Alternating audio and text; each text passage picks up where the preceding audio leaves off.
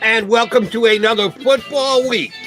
And there's actually going to be action, a preseason game, and a whole bunch of practices prior to that for the Philadelphia Eagles. Here on Birds 365, Jody McDonald along with Jeff Kerr, who's filling in for John McMullen, who's joining us right now because he's going to get his camp report in and then get off to camp for practice with that coach from New England who's actually won some games named Bill Belichick.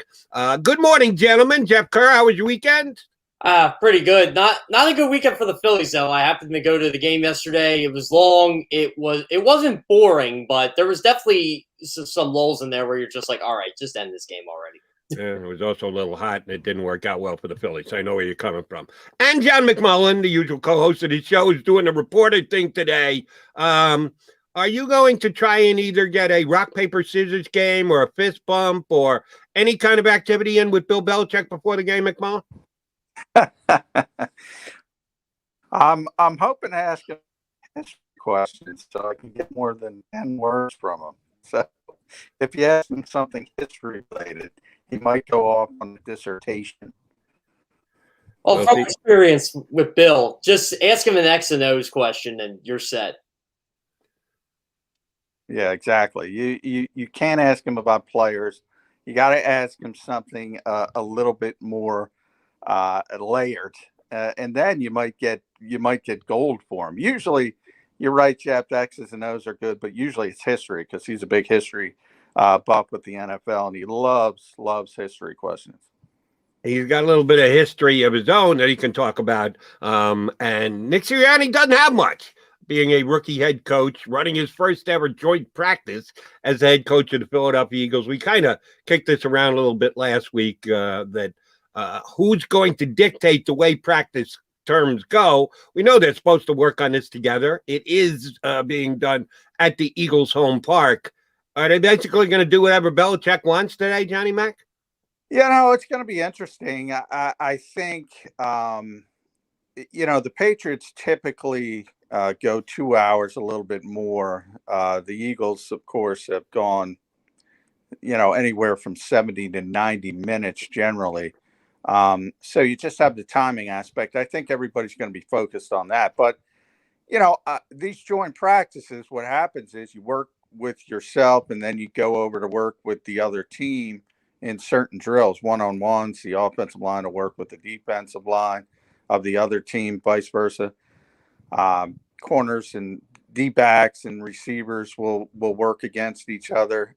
And then you do some team drills, and then you go back and work with each other. I imagine the Patriots will just keep working when the Eagles wrap up, but we'll see. I mean, maybe Bill wants those team drills later in the period, and you need the other team if that's the way it goes. I would think he has more cachet. I think that's fair to say. One guy's got 7 Super Bowl rings as a head coach. I got to say as a head coach because he's got more. And the other guy is a rookie head coach. So, I mean, you do the math. John, we got obviously 2 former friends coming back to the NovaCare Complex. Jalen Mills is one. Nelson Aguilar is the other, and I kind of want to focus on Aguilar a bit. It seemed like he had a really good relationship with his current teammate or his former teammates when he was here. Like, is there going to be like any bad blood between anybody when they actually do the team drills? No, I don't think so. There might be some bad blood just from teams with a different uniform. I mean, you might see a scuffle here, or shove there, but. Knowing Belichick, he's obviously very disciplined. He's not going to allow any fights, so I don't think you'll see anything like that. But no, from Jalen, Jalen is really outgoing. He's not. Everybody's going to be thrilled to see him. And no, I don't think there's any bad blood with Nelson Aguilar either. I think there might be a little bit of bad blood with the fan base, but that doesn't translate to the field, I don't think. J-Mac, the Eagles made some roster moves over the weekend, letting Caleb Wilson go, the reserve tight end, Adrian Killens, the running back / wide receiver. I don't think anyone is shocked by either of these two moves. I think they were both long shots to make the team. They do so before they actually needed to cut down. Give us your thoughts on the roster decisions, why you think they happened when they happened. Yeah, I think in the case of Caleb, I mean, he was just, and he got picked up on waivers by Washington. So that kind of tells you he's got some, at least some talent that other people will look at. But I think the Eagles are really deep at tight end, especially with Tyree Jackson jumping up and catching everybody's eye. And then with Adrian, I mean, that's a difficult transition. You mentioned running back / receiver. Yeah, technically, but he didn't even take a rep at running back. So he was trying to make the move to wide receiver. And obviously that's difficult at the professional level. They were trying to develop into this manufactured touch type player.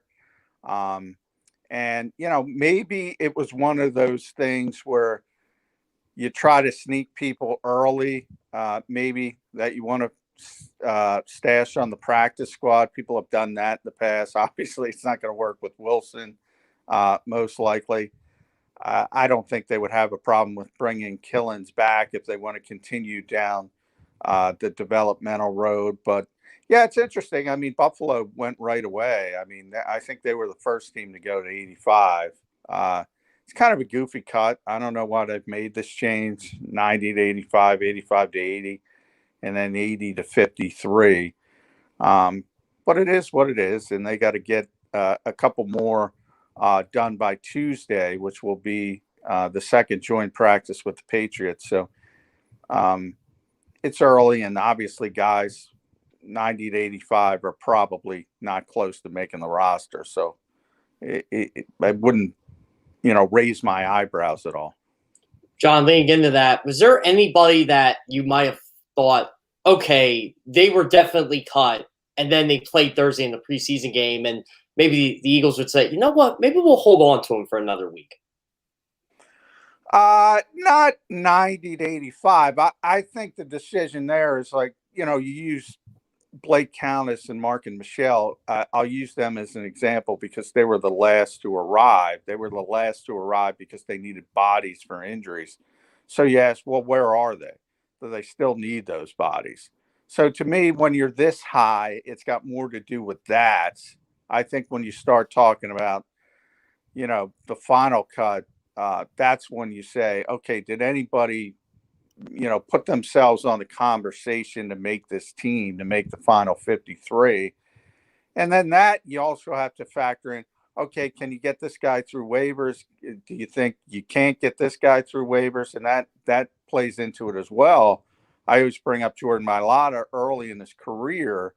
He wasn't an NFL player, but because of his upside, the Eagles felt they couldn't get him through waivers to put him on the practice squad. So they had to use a roster position for him, and it worked out for him long term. Somebody else probably deserved that spot, but all that kind of weighs into it. J-Mac, one of the reasons why the Eagles had to make a roster move over the weekend before Tuesday's deadline of cutting down was the fact that they activated LaRaven Clark, which came as a bit of a surprise because some people thought that he was going to stay on the PUP list all the way through the beginning of the season. Already activated. Don't think he's going to play on Tuesday or Thursday against the Patriots, but we'll have to wait and see on that. How surprised were you by the fact that Clark was good to go, and what do you read into that as far as the shaping of the offensive line goes? Little surprised. We saw him with his helmet, and we did a double take, and we went, does he have his helmet? Is he going to practice? And turns out, yeah. I mean, he tore his Achilles in December. So if you just do the math, that's usually a 9-month injury. So we're getting close to where it would be anyway. But I do think, obviously, Andre Dillard goes down and still labeled as week to week. So you start saying to yourself, okay, what's going to happen here? I think we all know Jordan Mailata is going to be the starter at least early in the season. I think Dillard's injury takes care of any, even if there was an increment of doubt, even though Nick Sirianni still won't admit it. So I think that takes the doubt away. And then you start saying, okay, LaRaven Clark has a history with Nick Sirianni and certain members of this coaching staff. So they know him as a player. If you can figure out if he's healthy, maybe he's figuring in as that swing tackle, and then all of a sudden you can move Andre Dillard. And I think you just saw it in Chicago with another former Eagle. And Jeff and I were talking about this last week, Jody. Offensive line deficient league. So people who think the Eagles can't get something for Andre Dillard are nuts. They can get something for Matt Pryor, I think. But you got to prove he's healthy. So that's a factor as well. Nobody's going to trade for damaged goods. So all of it is kind of interesting.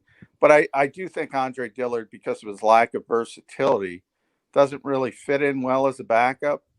So I think, if the Eagles feel comfortable with LaRaven Clark, I think that opens up some doors as far as the trade market goes.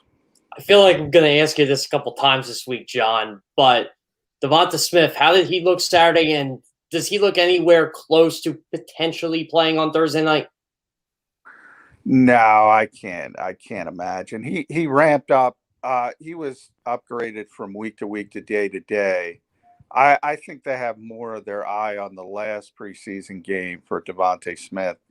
And who knows how much even then. I think the real goal is week 1, and I want to make sure he's completely right for that. Look, it's just the way they've run this camp. I think it's important, especially for rookie players, even rookie players with that kind of talent, to get legitimate reps in training camp. They don't seem as concerned with that. So I do think, September's the new August is the saying. I do think you're going to see some sloppiness early in the regular season as guys, and certainly rookies, play themselves into it. And Devontae will be in that category. But from the Eagles' perspective, they just want to make sure he's healthy and ready to go for week 1. I think they're going to be very, very cautious. But he has ramped up his conditioning work on the side. So he's getting closer, but there's no – I don't think there's any way they're going to push him to play on Thursday night. J-Mac, 2 things on someone you just mentioned, and that would be the probable Hall of Fame left tackle. And yes, I will always consider him an Eagle when he gets to Canton, Jason Peters. First of all, under/over on games he's active for the Bears this year. I'm setting it at 4.5. I need your under/over. And is there a positive spin to be had here? And here's what I'm getting at. He's not an Eagle. I don't think he should have been an Eagle. They needed to move on. I thought that Jason Peters' career was done. If he wants to still play and he can convince an NFL team like the Bears that he can still play, more power to him. Good luck with that, Chicago. But is it good that he's not here with the Eagles, in that if he really wanted to be here, some people would suggest that Jeff Lurie would make sure that happens, that he's here again, because he had the relationship that he did with Jason Peters. We always wonder and worry how much influence Jeff has on the actual roster. If he's good enough to play, convince someone to play, and it's someone other than the Philadelphia Eagles, is that a good sign that Jeff Lurie is letting his football guys do the football things? Yeah, I think it's somewhat of a good sign because, Jason made it clear to the Eagles that he wanted to play another year. So Jeffrey was well aware of that. He didn't push it to Howie Roseman, Andy Weidel, who kind of knew they were going into a different gear. And Jeffrey himself was the one who used the term transition. So you don't want a nearly 40-year-old left tackle in transition. And I think people forget, before Andre Dillard, tore his biceps last August. He was the starting left tackle, and they had to bring Jason Peters back because of Brandon Brooks' injury. He was going to play right guard, and I don't think that would have worked out well, but we'll never know. because of all the injuries, and ultimately Jason moved back over to left tackle. If Jeffrey wanted him back, he knew he wanted to be back. He could have forced it on him, so he didn't. But I think he kind of pigeonholed himself as well with the transition thing. So it depends how you look at it, I suppose. But there's no question the Eagles knew Jason wanted to play another season, and they finally decided, okay, thank you. You've done so much for us. They think he's going to be in the Hall of Fame, but we got to go in a different direction. And even going back, I say people forget about Andre Dillard. People forget the Eagles essentially said goodbye to Jason Peters in a press release before Brandon Brooks got hurt. And they changed course and brought him back. Very similar to the Zach Ertz situation where everybody was saying their goodbyes and all of a sudden shows up and he's still here. So I think last year was more injury related than anything else. And this year they built up enough depth, or they built up enough guys they're confident in, that they didn't have to revisit that and pick up the phone. I thought you kicked the hornet's nest a little bit this weekend, John, with mentioning, dare we say it, Justin Fields, and we all know he was the pick right after Devonta Smith. And it didn't even seem like the Eagles were even interested in him. No, they weren't. It was bizarre. It was bizarre to me. Jody and I have talked about this a lot. Jody loves both players. I always joke it's a Sophie's choice of picks. Look, I mean, I think it's hilarious how people overreact to preseason NFL football. So, in certain cities who sit 35 players, they're going nuts because their teams look bad. Well, okay, yeah, they look bad. They didn't play any starters. They didn't play most of their second team players. So I wouldn't get too upset by it, but people get upset. And then in that same vein, somebody has a big preseason game that could be against the third team, and they're the second coming. Now, I will say Justin Fields, I think, has a ton of talent. I do think he should have gone higher than he went. Who knows why this league people start to drop and people start to rise. I mean, Trey Lance, you could look at, just look at their history and you say, well, why is Trey Lance going before Justin Fields? And maybe it turns out he's just a better quarterback, and maybe they're right. But he did look really good in his first action. The Eagles, do they need a quarterback? I think they need a quarterback. Is quarterback more important than wide receiver? I would say quarterback is more important than wide receiver. This team has constantly told me that quarterback is the most important position in sports. And oh, by the way, backup quarterback is top 10 in the NFL, according to them. And a potential star quarterback falls to you. Now, if you talk about the Eagles being up higher and dropping down, and they say, okay, they didn't think this particular player was worthy at one spot, and then he's still there as you drop down, do you change thinking, or is he completely out the window? I think he was completely out the window. They crossed him off. They weren't even considering him. And, Devonta Smith might turn into a Hall of Fame receiver and nobody cares. But I got to tell you, the Chicago Bears don't have a great history with quarterbacks. I don't need to tell you guys that. You can argue Jim McMahon, but that was a very short window. You really got to go back to Sid Luckman.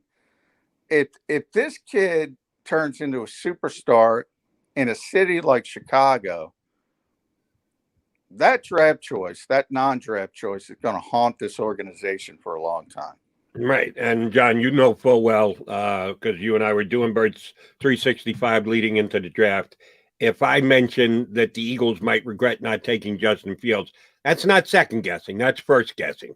Because I said I thought he should be the number 2 player in the draft behind only the Jacksonville quarterback, Trevor Lawrence. So this is not going to be revisionist history with yours truly. You know how big a Fields fan I am, but you are 100% right.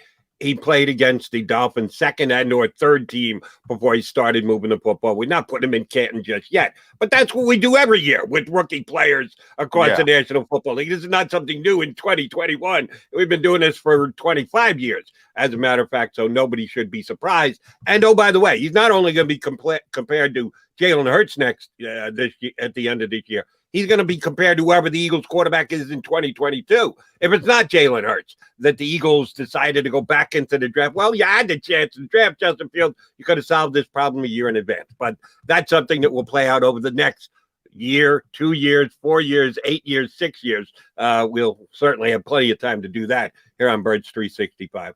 All right, other Eagle injury news, not good for Kerryon Johnson. Hurts his knee. He's a bubble guy at best to make this football team, and being injured this week doesn't help him. How do you see the Birds depth chart at running back looking as we go into the joint practice with the Patriots?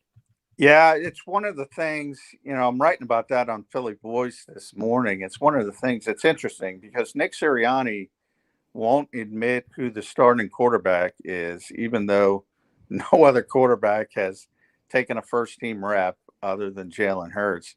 He won't admit who the starting left tackle is, even though the competition is out.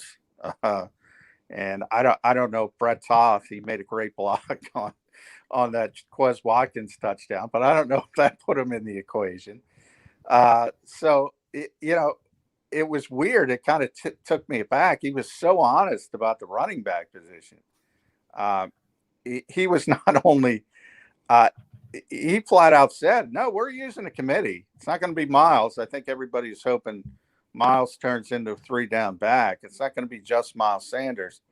And it's evident that, this committee is going to be really Jordan Howard, which I think is the biggest surprise. And he got the start for Miles Sanders in the preseason opener. Boston Scott, who this coaching staff really likes, and then Kenny Gainwell. I think those are going to be the main guys.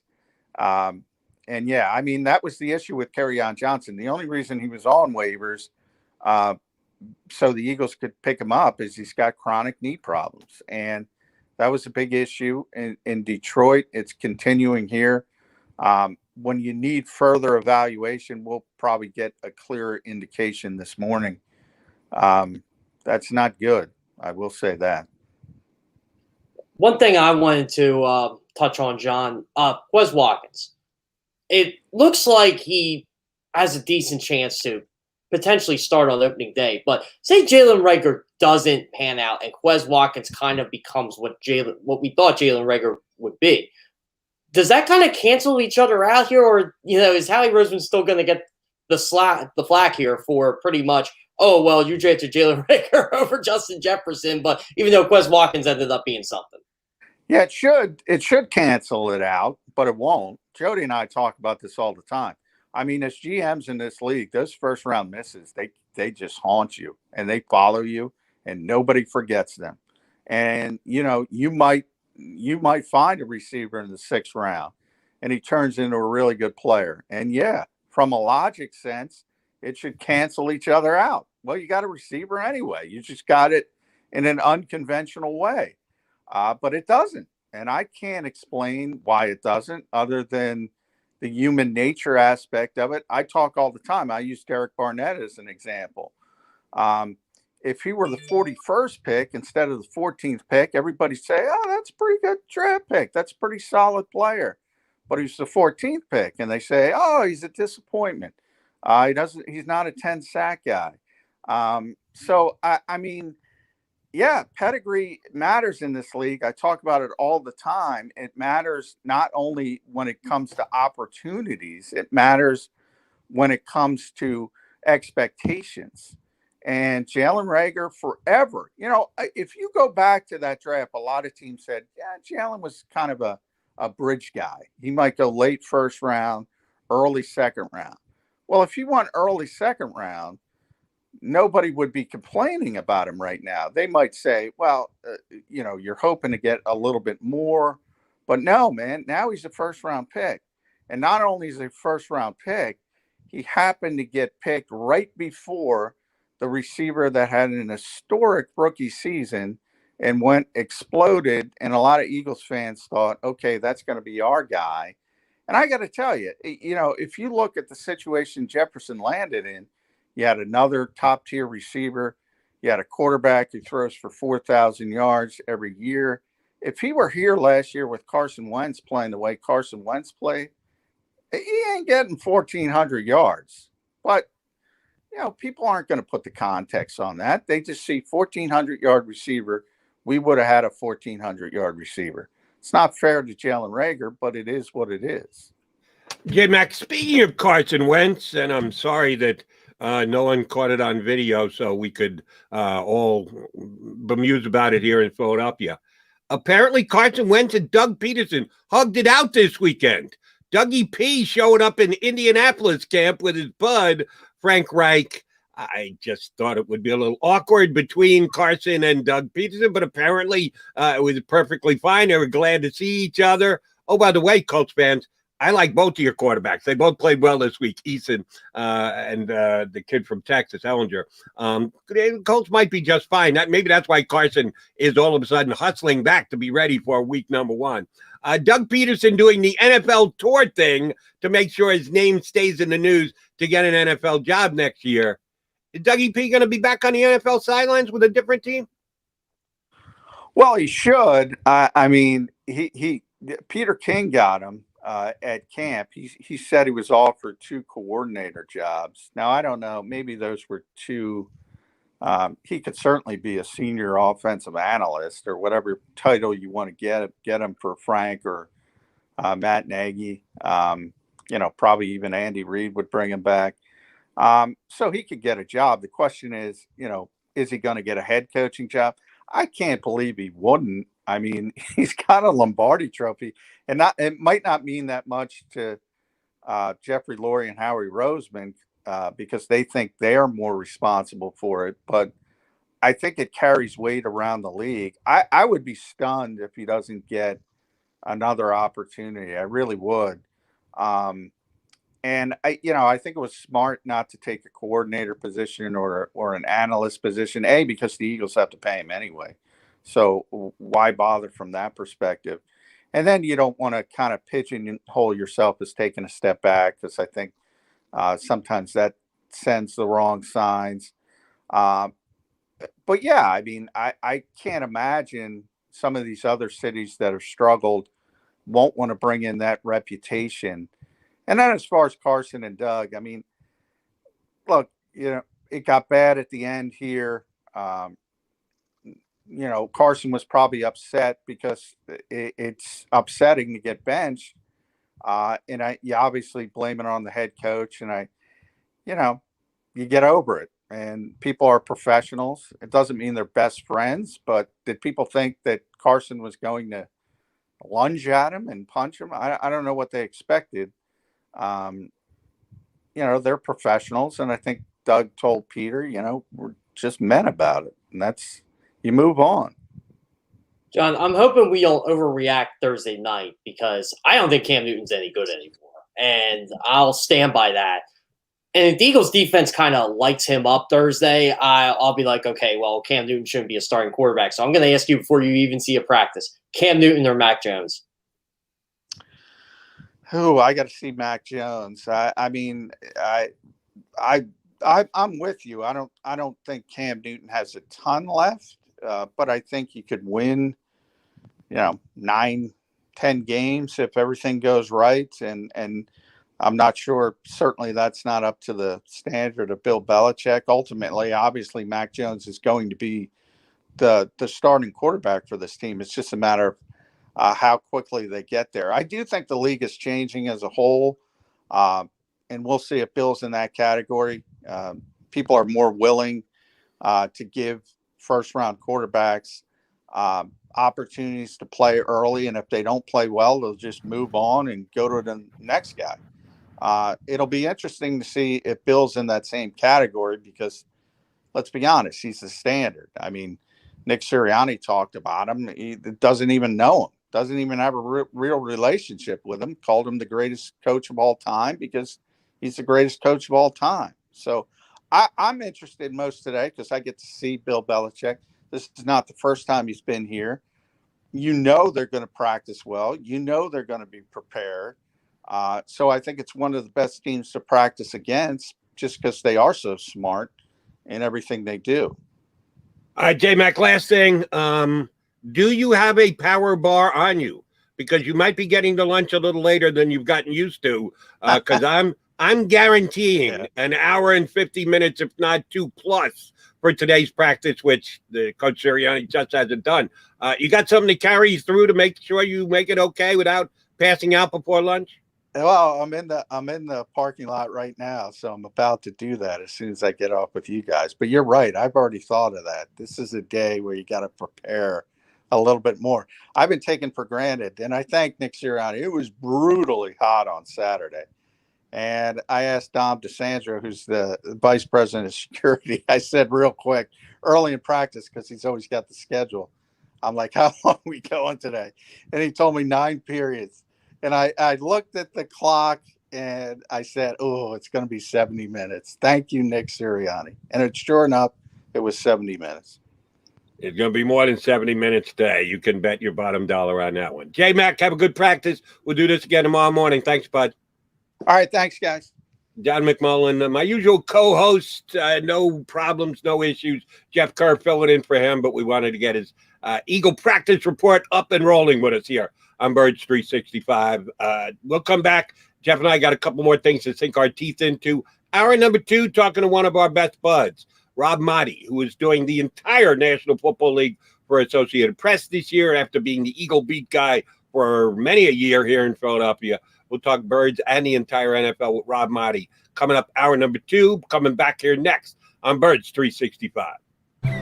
I get scared sometimes. Of a lot of things. Joining in. Decisions. The dark. The dark.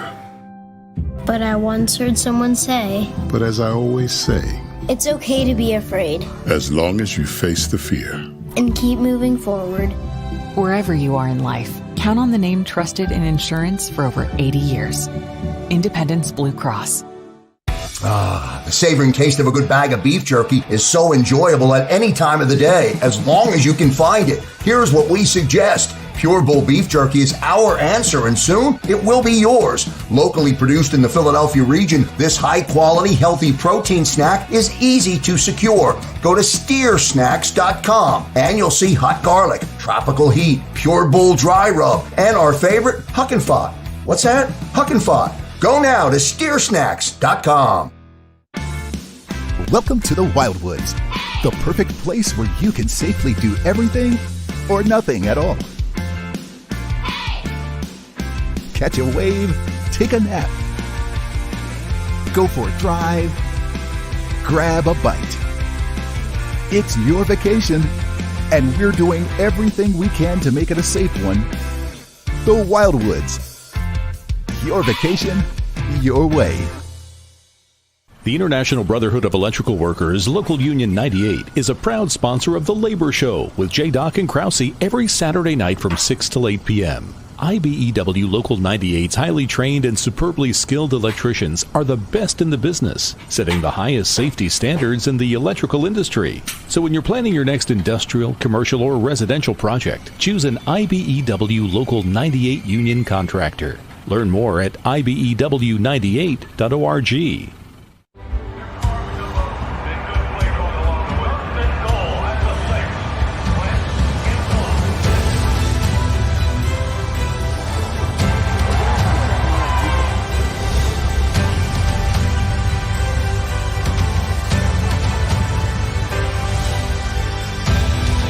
On the field of life, First Trust Bank is there for you. Champions on 3. 1, 2, 3. Because Philadelphia dreams deserve a Philadelphia bank. This is a key. It's a family tree. It's a pair of wings. It's a secret handshake. And a ticket to anywhere in the world. It's more than a uniform. It's the door to a world most people only dream of. There's Strong, and then there's Army Strong. Try it on at GoArmy.com.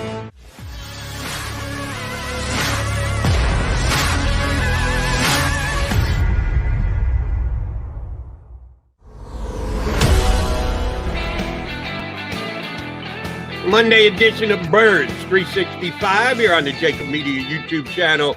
Appreciate you tuning in. Those of you who are watching us live, and this will be re-airing over and over and over and over and over and over and over and over again. So anybody who finds time to find out what we got to say about the Philadelphia Eagles, we appreciate you. He's Jeff Kerr filling in for my buddy John McMullen, who we just heard from with his Eagle report from practice. He'll be there all day, sweating as you know what's off because it's going to be hot. And yes, Bill Belichick is going to keep them out 2 hours today. Joint practice with the Patriots, which is going to help both teams. This has become a norm around the National Football League. Jeff, 10 years ago, not every team was having joint practices. Some stayed away from it completely. Now, basically, every team does them. And in an NFL with now only 3 preseason games, save the Hall of Fame game, these joint practices become even that much more important. Yeah, Jody. And personally, I think it's more of having the training camps at the team facilities. Like, I don't think the New England Patriots would have went up to Lehigh University for a joint practice. One, you just didn't have the facilities to do it. And two, it just wasn't going to happen, bottom line. And now, the Eagles are at NovaCare, Patriots practice at one Patriot place. This can happen. And, the Eagles are going to go to New York next week and to Florham Park and practice with the Jets. So I think it's more teams. I think it's 24 now, if I'm not mistaken. Teams actually have training camp in their own facilities. The Steelers are one of the few that actually still go to Latrobe. They didn't this year. They stayed in Pittsburgh because of the COVID protocols. I think they're going back next year, if I'm not mistaken.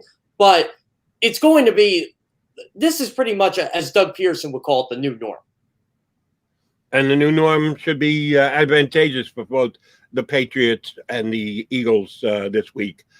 Let me ask you about Coach Sirianni, who we should judge by what he does on the sidelines during the preseason, regular season, the entire year. It should all come down to what he does in games. We know that's not the case. People judge him off what he says in press conferences and the way that he handles the team. He has yet to name Jordan Mailata as his left tackle. Why? Only Coach Sirianni knows for sure. You're pretty damn sure about it. I'm pretty damn sure about it. John McMullen's damn sure about it. All of our viewers here on Birds 365 and streamers are sure about it. Is it just to keep up with his mantra of every day's a competition? Why is he dragging his feet when it comes to naming the starting left tackle?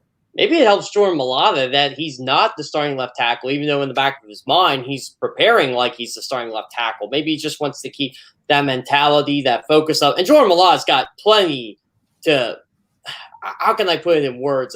Just be to get motivated, honestly, because if you look at the situation, Jordan Mailata, if he starts, it's okay. Can I keep the starting job? Can I be a good enough left tackle where I can seriously make some money? I mean, look, Jason Peters just got paid by the Chicago Bears this weekend, and he was terrible last year by all accounts. Jordan Mailata is good. He's going to get upwards of $10 million a year, and that's lowballing him. Like, he'll get $15 million a year. That's just what the going rate is for left tackles in these days. And QB, a top 3 left tackle, oh man, you're going to get $20 million a year easily. Like, this is franchise-changing money for him. So there's plenty of reason to be motivated if you're Jordan Mailata. But I think it's one of those Nick Sirianni's like, okay, look over your shoulder. Even though, Brandon Brooks is a starting right guard. Jason Kelsey's a starting center. Lane Johnson's a starting right tackle. I just think it's more of, okay, Jordan, don't get complacent here. This is still, you could still, quote unquote, lose this job because Andre Dillard is still here. He just isn't healthy right now. And I think that's where McMullen was getting that out a bit. Okay, yeah, you're going to be starter week 1, but will you be the starter the whole year? Because if you play bad, they're going to give the first round pick an opportunity. I don't think they should. I think they should let Mailata just kind of play. But again, that thought process has to be in his mind. So maybe, it's more, I don't want to say it's a bad mind game for Jordan Mailata. I think it's a good mind game to keep him going. JK, watched a lot of football this weekend. I know Eagles played on Thursday, A lot of our viewers probably shut it down. Didn't watch 10 consecutive minutes in a row of any other preseason football. I can't do that. I host a national show on CBS, so I got to know what's going on across the entire league. So I watched a lot of preseason football this week. Surprises, guys playing well, guys not playing at all, analyzing roster, all that stuff. All of that paled in comparison when it came to the surprise than the announcement that Jason Peters was signing with the Chicago Bears. I'm sorry, just didn't see it coming. I thought that Jason Peters was done. Like I said, he's going to the Hall of Fame. He's going to be in Canton one day. Hopefully he speaks highly of the Eagles during his acceptance speech, which they keep shortening and shortening and shortening, which is a good thing. It was a very good Hall of Fame presentation weekend this year with 2 classes going in. Maybe when we only have 1 class, hopefully that's the case. We never have to have another one postponed like we did because of COVID, that when Jason gets his chance, he gets to speak extendedly on maybe the Philadelphia Eagles. His tenure with the Chicago Bears, we'll see it if it even gets off the ground. I've not seen any details on the contract. There's a chance he goes in, has a couple of weeks, and they go, yeah, no, Jason, it's just not working. We don't know what kind of shape he's in, or we know the guy's a warrior. We know he always has been, he always will be, and he'll go in and he'll fight like hell for 2 weeks. But I think there's a chance he doesn't even make the Bears. Were you as surprised as I was that Jason Peters is playing this year and playing with another team? I am surprised that he's playing, but I'm not surprised at there was a team that was actually interested in him, because offensive line depth is just terrible around the NFL. And sadly, Jason Peters is probably one of the best tackle options out there. And that caught me by surprise too, because one, I'm watching the Bears Dolphins. I'm watching that game, and I'm doing a bunch of one-offs for CBS on how Justin Fields did, on how Tua Tagovailoa did, on the game itself. And then all of a sudden, I get a message in the Slack room, "Hey, Kerr, your boy." And I'm like, wait, what? And I'm like, everybody knows my boy's Jason Peters. And all of a sudden, I see Jason Peters signs with the Bears. I'm like, whoa, I didn't see that one coming. I thought if Jason Peters would ever come back, it'd be like as a coach in some sort, probably with the Eagles. And yeah, Jeffrey Lurie, I would have thought he played with the Eagles until he was done. So I figured Jason Peters was just finished, but I always knew he wanted to play till he was 40 years old. That's a personal goal of his. Well, he's 39 and he's still getting that opportunity. He's 1 year away. And I think he has a good chance to make the Bears roster just because they don't have depth at the tackle position. And if Jason Peters is willing to be a backup tackle in this league and just kind of hang around and be a mentor and collect a paycheck, then hey, I'm all for it. I was surprised. I actually think he'll make the team, and I think he'll play at some point this year because guys get hurt left and right. And if the Bears do cut him, I don't think it's going to be the end of Jason Peters. And maybe like a Steve Carlton thing, Jody, where he's just bounces around and bounces around and bounces around until he actually says, you know what, I'm done. I don't want to do this anymore. But I have a feeling he's going to stick around till he's 40 years old. And what I believe, and I don't know Jason all that well. I think I asked him 1 or 2 questions in a media scrum. I've never had him on one of my shows as a guest. So this is kind of analyzing a guy from afar, which I'm not really a big fan of, but I'm going to do it here anyway. I get the feeling that it's just the fact that Jason Peters is a football player. Some guys are football players, but they're also just regular human beings, that they go out, they can do other things, they can change the course of direction of their life quite easily. Other guys just can't get it out of their system. That's what they've been since they've been 8 years old, 9 years old, 10 years, whenever they started the first Pee Wee team they ever played for. And that has been their identity since.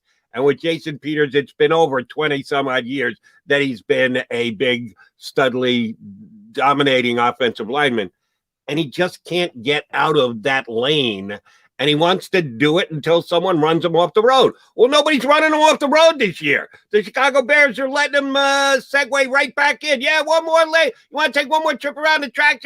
Come on with us.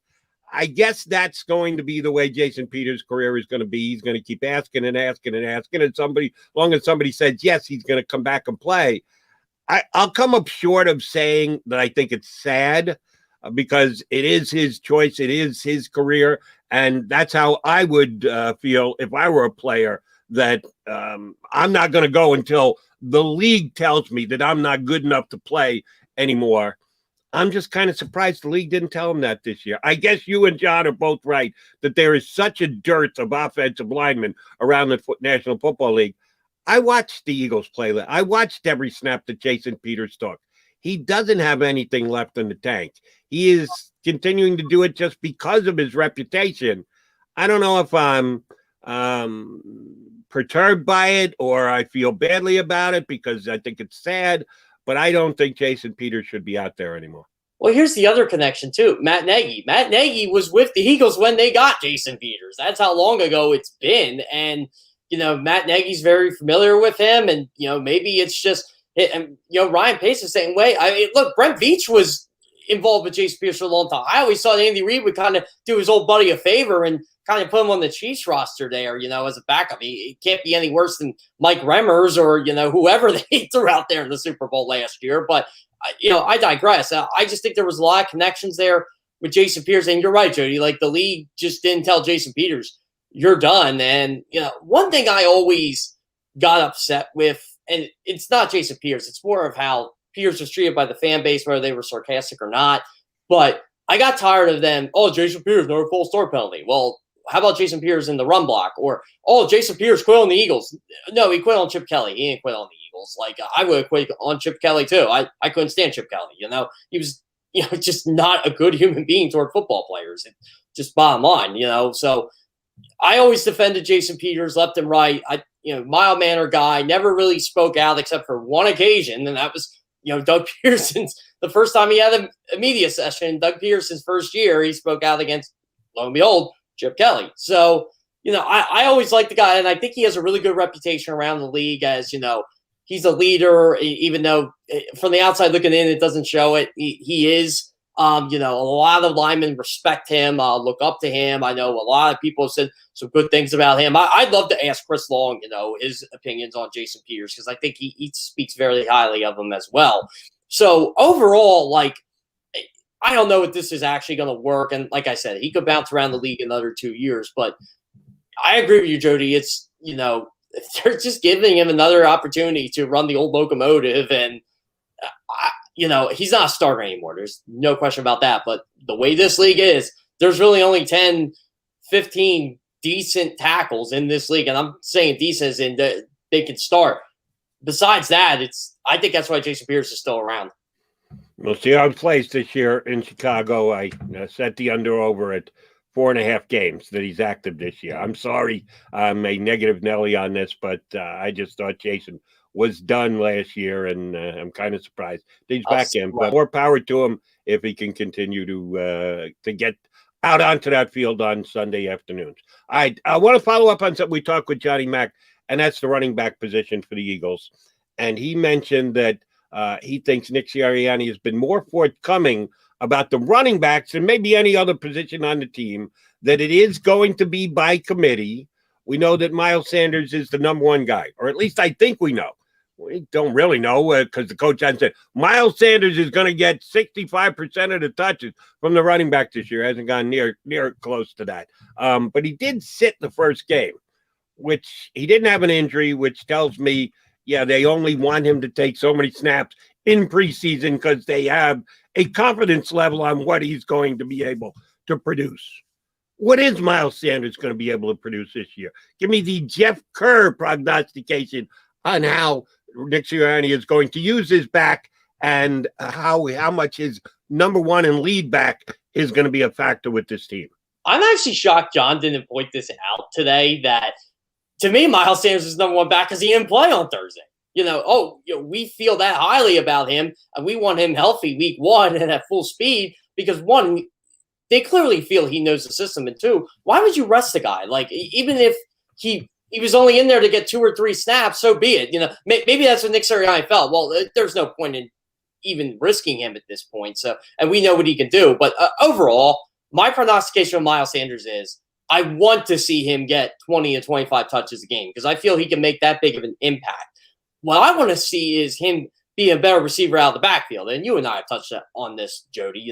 Him dropping passes, even in practices, are scary. And as good as he was catching the football his rookie year, and he was like one of only, I think a couple running backs in NFL history to actually have 50 catches his rookie year, and when you're in company with Alvin Kamara on that, it's pretty good. So he was that good. I mean, he averaged over 10 yards a catch his rookie year. You could pretty much say he was a slot receiver at that point.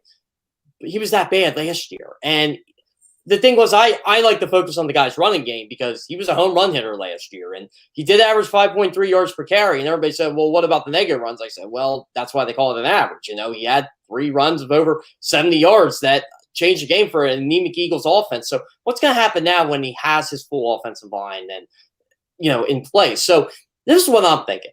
I think he should get 200 carries this year. I don't think that's going to happen, but I think he should. And I think he should get at least over 250 touches because he's a third-year back.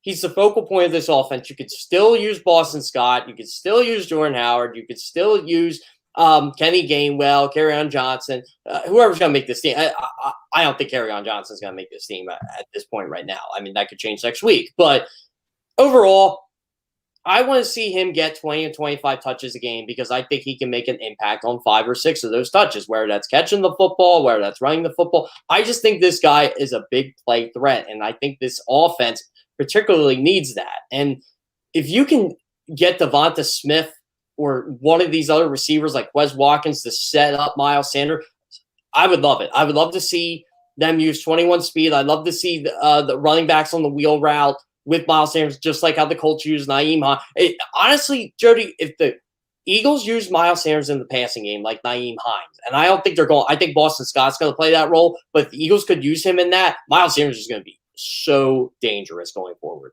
And I think it's a lot of fun this time of year, week 1 of preseason and thereafter. That yes, people get overly excited and or overly frustrated with someone's production in week 1 of the preseason. Yeah, you keep it in the right context. It is just week 1. It's the first week. It's not just a week, it's the first week. So things are likely to change over week 2, week 3, and then they're going to play the whole regular season for 16 games, 17 games per team. But that's what we do. That's what fans do. And I don't have a problem with it as long as you've got some kind of context to it. And I love the fact that I got crushed this weekend on Twitter and social media because I pointed out how good a game Justin Fields had. And I'm that big a fan of his, and I have been that big a fan of his 2 years. Again, not Johnny-come-lately, day of draft. Oh, can't believe they passed on Justin Fields. No, I was talking about Justin Fields 2 years ago. So I feel justified in pointing out what he does right. It's first game, okay, that we've had so many guys who've done this before. That's true. Okay, you want to take that attitude? Why do I get the feeling that Eagle fans are ready to put Quez Watkins in the Hall of Fame? Because he had 2 huge plays, one that he actually caught and took down the field with yak aplenty and got to the house, and the other one that if Jalen Hurts had thrown just a little shorter, could have been behind the defense, 90-plus yard touchdown.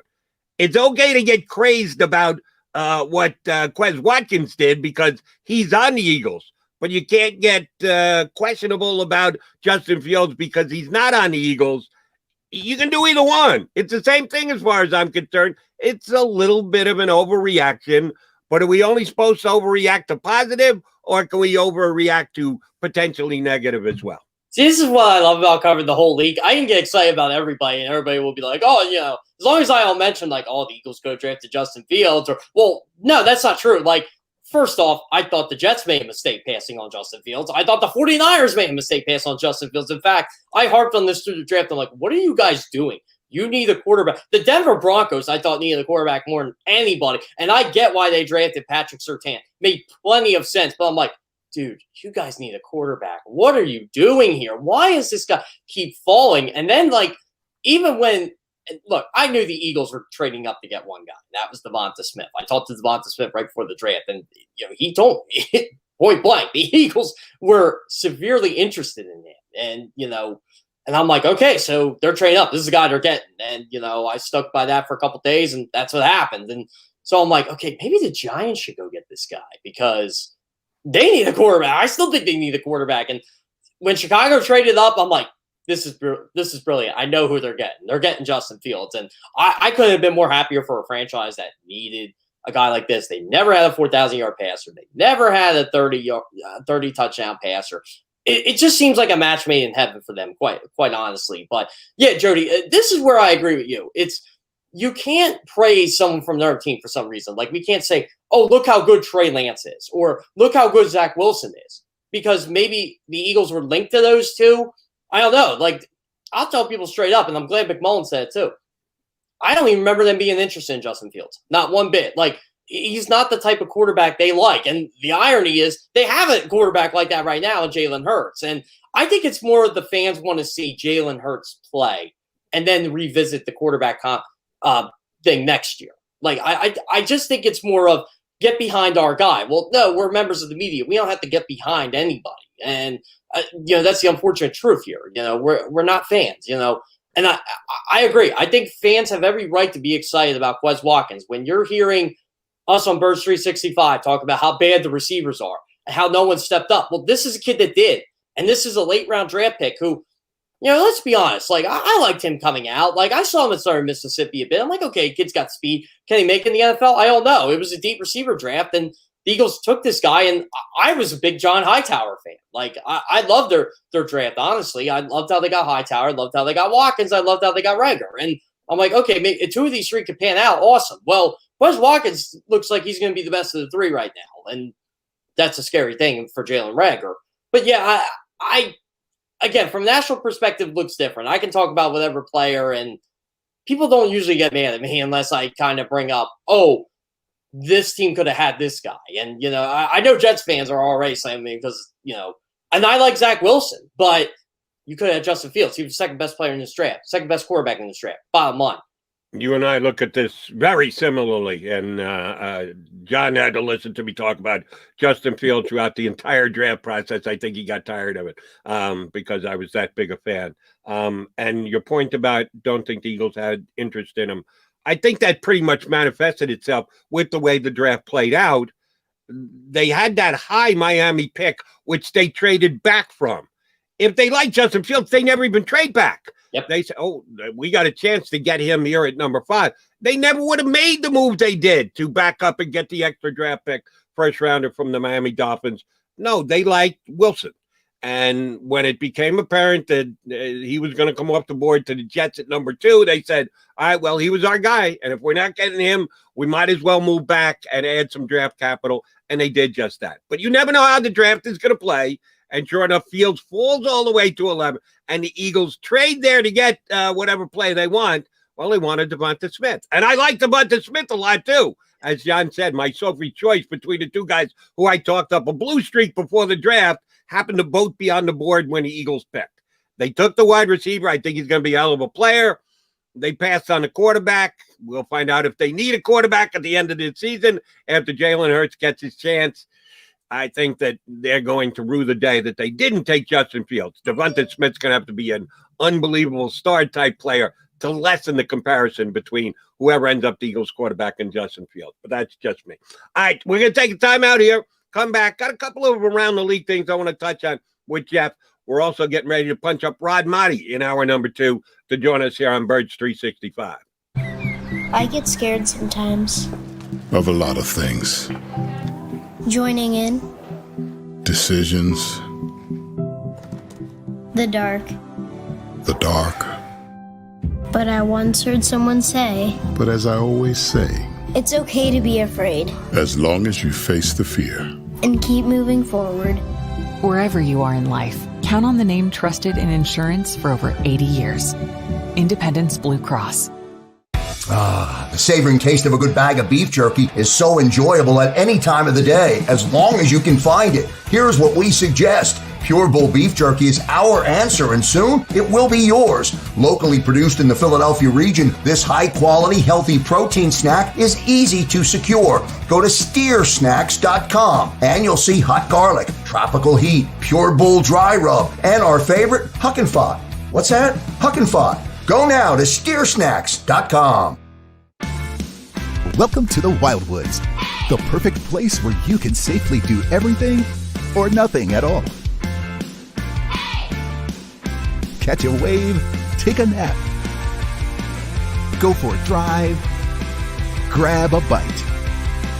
It's your vacation, and we're doing everything we can to make it a safe one the Wildwoods. Your vacation, your way. The International Brotherhood of Electrical Workers, Local Union 98, is a proud sponsor of The Labor Show with J. and Krause every Saturday night from 6 till 8 p.m. IBEW Local 98's highly trained and superbly skilled electricians are the best in the business, setting the highest safety standards in the electrical industry. So when you're planning your next industrial, commercial, or residential project, choose an IBEW Local 98 union contractor. Learn more at ibew98.org.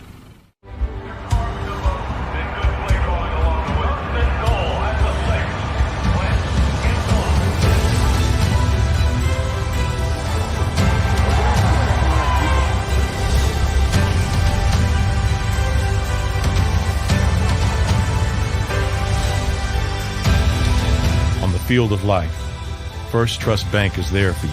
Champions on three. 1, 2, 3. Because Philadelphia dreams deserve a Philadelphia bank. This is a key. It's a family tree. It's a pair of wings. It's a secret handshake. And a ticket to anywhere in the world. It's more than a uniform. It's the door to a world most people only dream of. There's Strong, and then there's Army Strong. Try it on at GoArmy.com.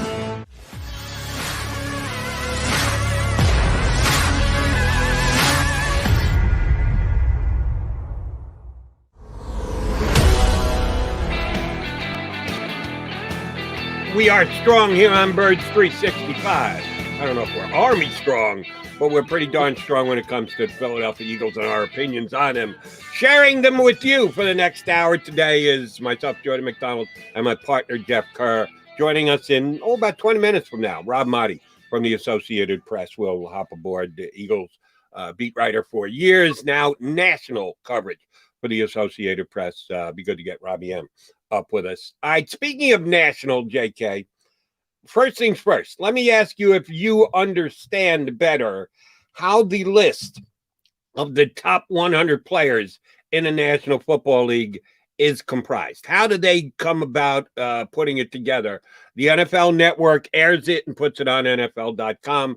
Thereafter, I happened to be on the air last night while they were in the midst of their reveal from number 100 down to 41. They will hold off on the top 40 until next weekend, and they'll go 10 to 40, and they'll keep the top 10 to the last week before the season starts, and then reveal the top 10. It's pretty well done what I saw. It started before I got on the air on CBS and then was ongoing during my full 4-hour show last night. I know it's the choices of the NFL players, but I've not been able to find an article or have somebody explain if they aired it on the NFL Network. I'm sorry that I missed it. How do they ask the players how to vote? How do they compile the top 100? If you know, I'd really like to learn. So from what I heard, it's not even every NFL player. Like they give the ballot box, I guess, or it's like a voting thing to like certain players. And I'm trying to remember this. I think Chris Long kind of explained it once. And it was like, okay, they give you a sheet and then they're like, okay, just kind of pick your guys or, pick whoever, like your position per se. Like it's like a sample size. So like say Josh Allen, I'll use him for an example. Like they'll give him about, okay, list your top 5 quarterbacks.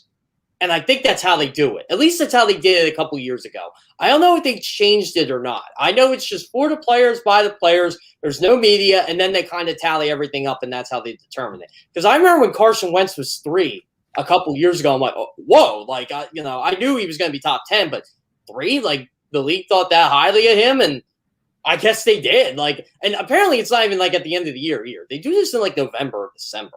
So it can be kind of skewed a bit. So it's an illogical process, but overall it's who the players think are the best players in football. And I have a feeling who's going to be number 1 this year. I'm hoping it's a certain quarterback on the Chiefs. That's who it should be, but I kind of have a feeling that it might be a certain quarterback on the Bucs. We shall see. And I wanna get interested and I want to give it credit because I think it is different.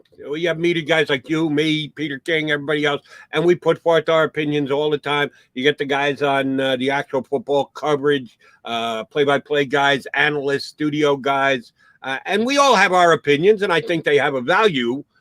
But I think players are different, and I really like to get their feel on these things and contextualize these things.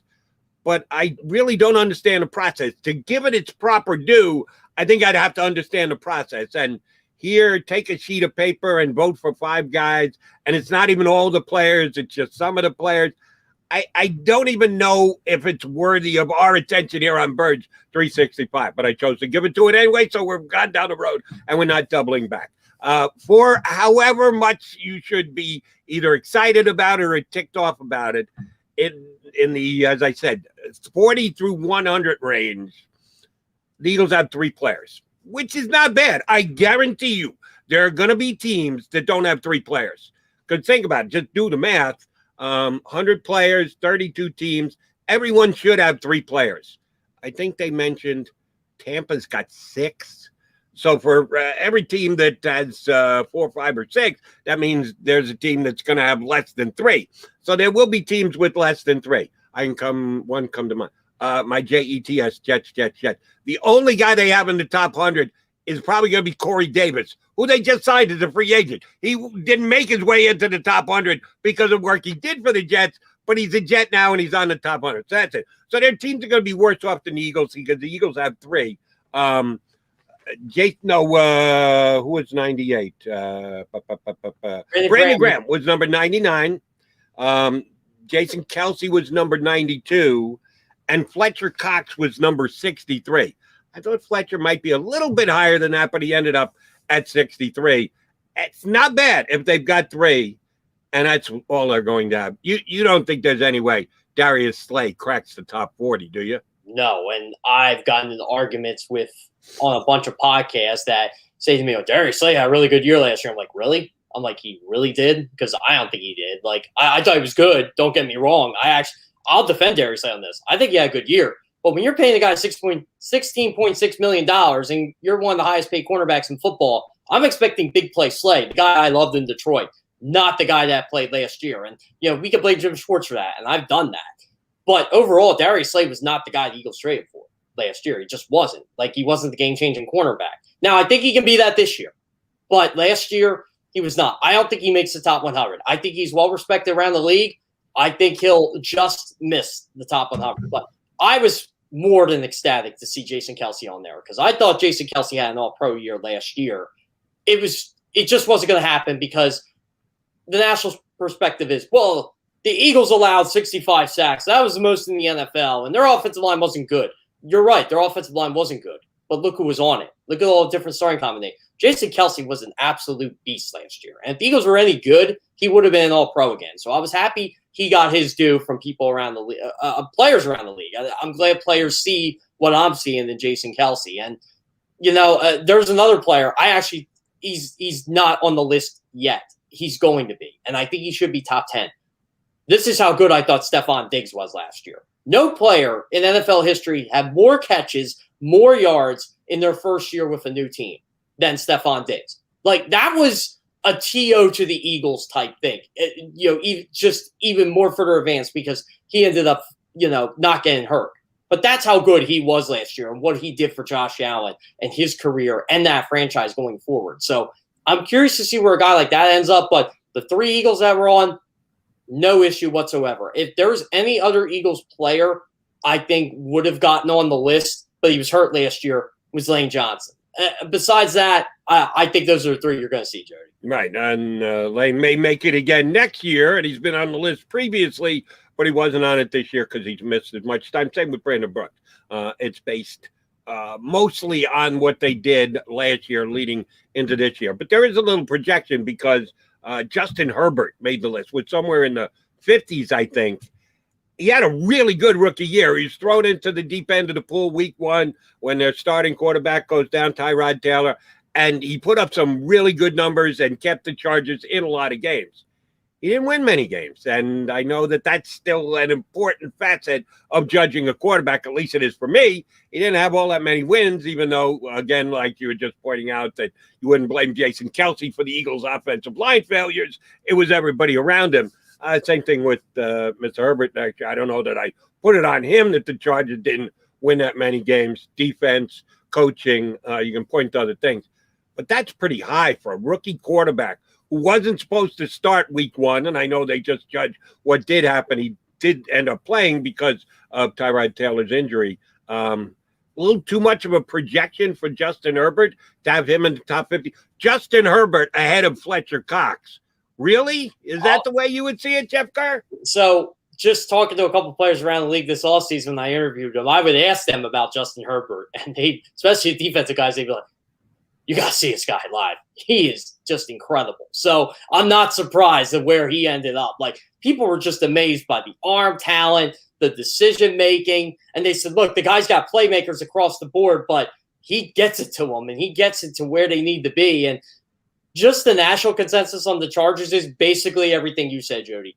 It's not just Justin Herbert's the reason why they won as many games as they did, or else they'd be in the top 3, top 5 in the draft. Like, that's just the situation. They had a bad offensive line last year. They had a lot of guys hurt, and Herbert was still able to sling it. Their defense was terrible. Their coaching was atrocious. Anthony Lynn there were some decisions in there why he got fired. I think the Chargers did end up 7-9, if I'm not mistaken. So, but it could have been a lot worse. And this is why I love the Eagles hiring Shane Steichen. Justin Herbert gave Shane Steichen a ton of credit for why he was where he was. He said, that guy just got me ready to play football and got me ready for the NFL. And when I asked him about Shane Steichen in February, he just went, man, I'm going to miss him. And I'm like, oh, man, this is great for the Eagles. Like, great hire, Nick. And so I'm not surprised he is as high as he is. It might be a little too high. I don't know. But when you set the rookie record for passing touchdowns and you throw for 4,000 yards, oh, by the way, you didn't even play week one. You weren't even supposed to play like until really November. Like, Tyrod Taylor's just supposed to just kind of, play till pretty much they decided they were out of it. Okay, now we're going to play Justin Herbert. And you end up doing things he did.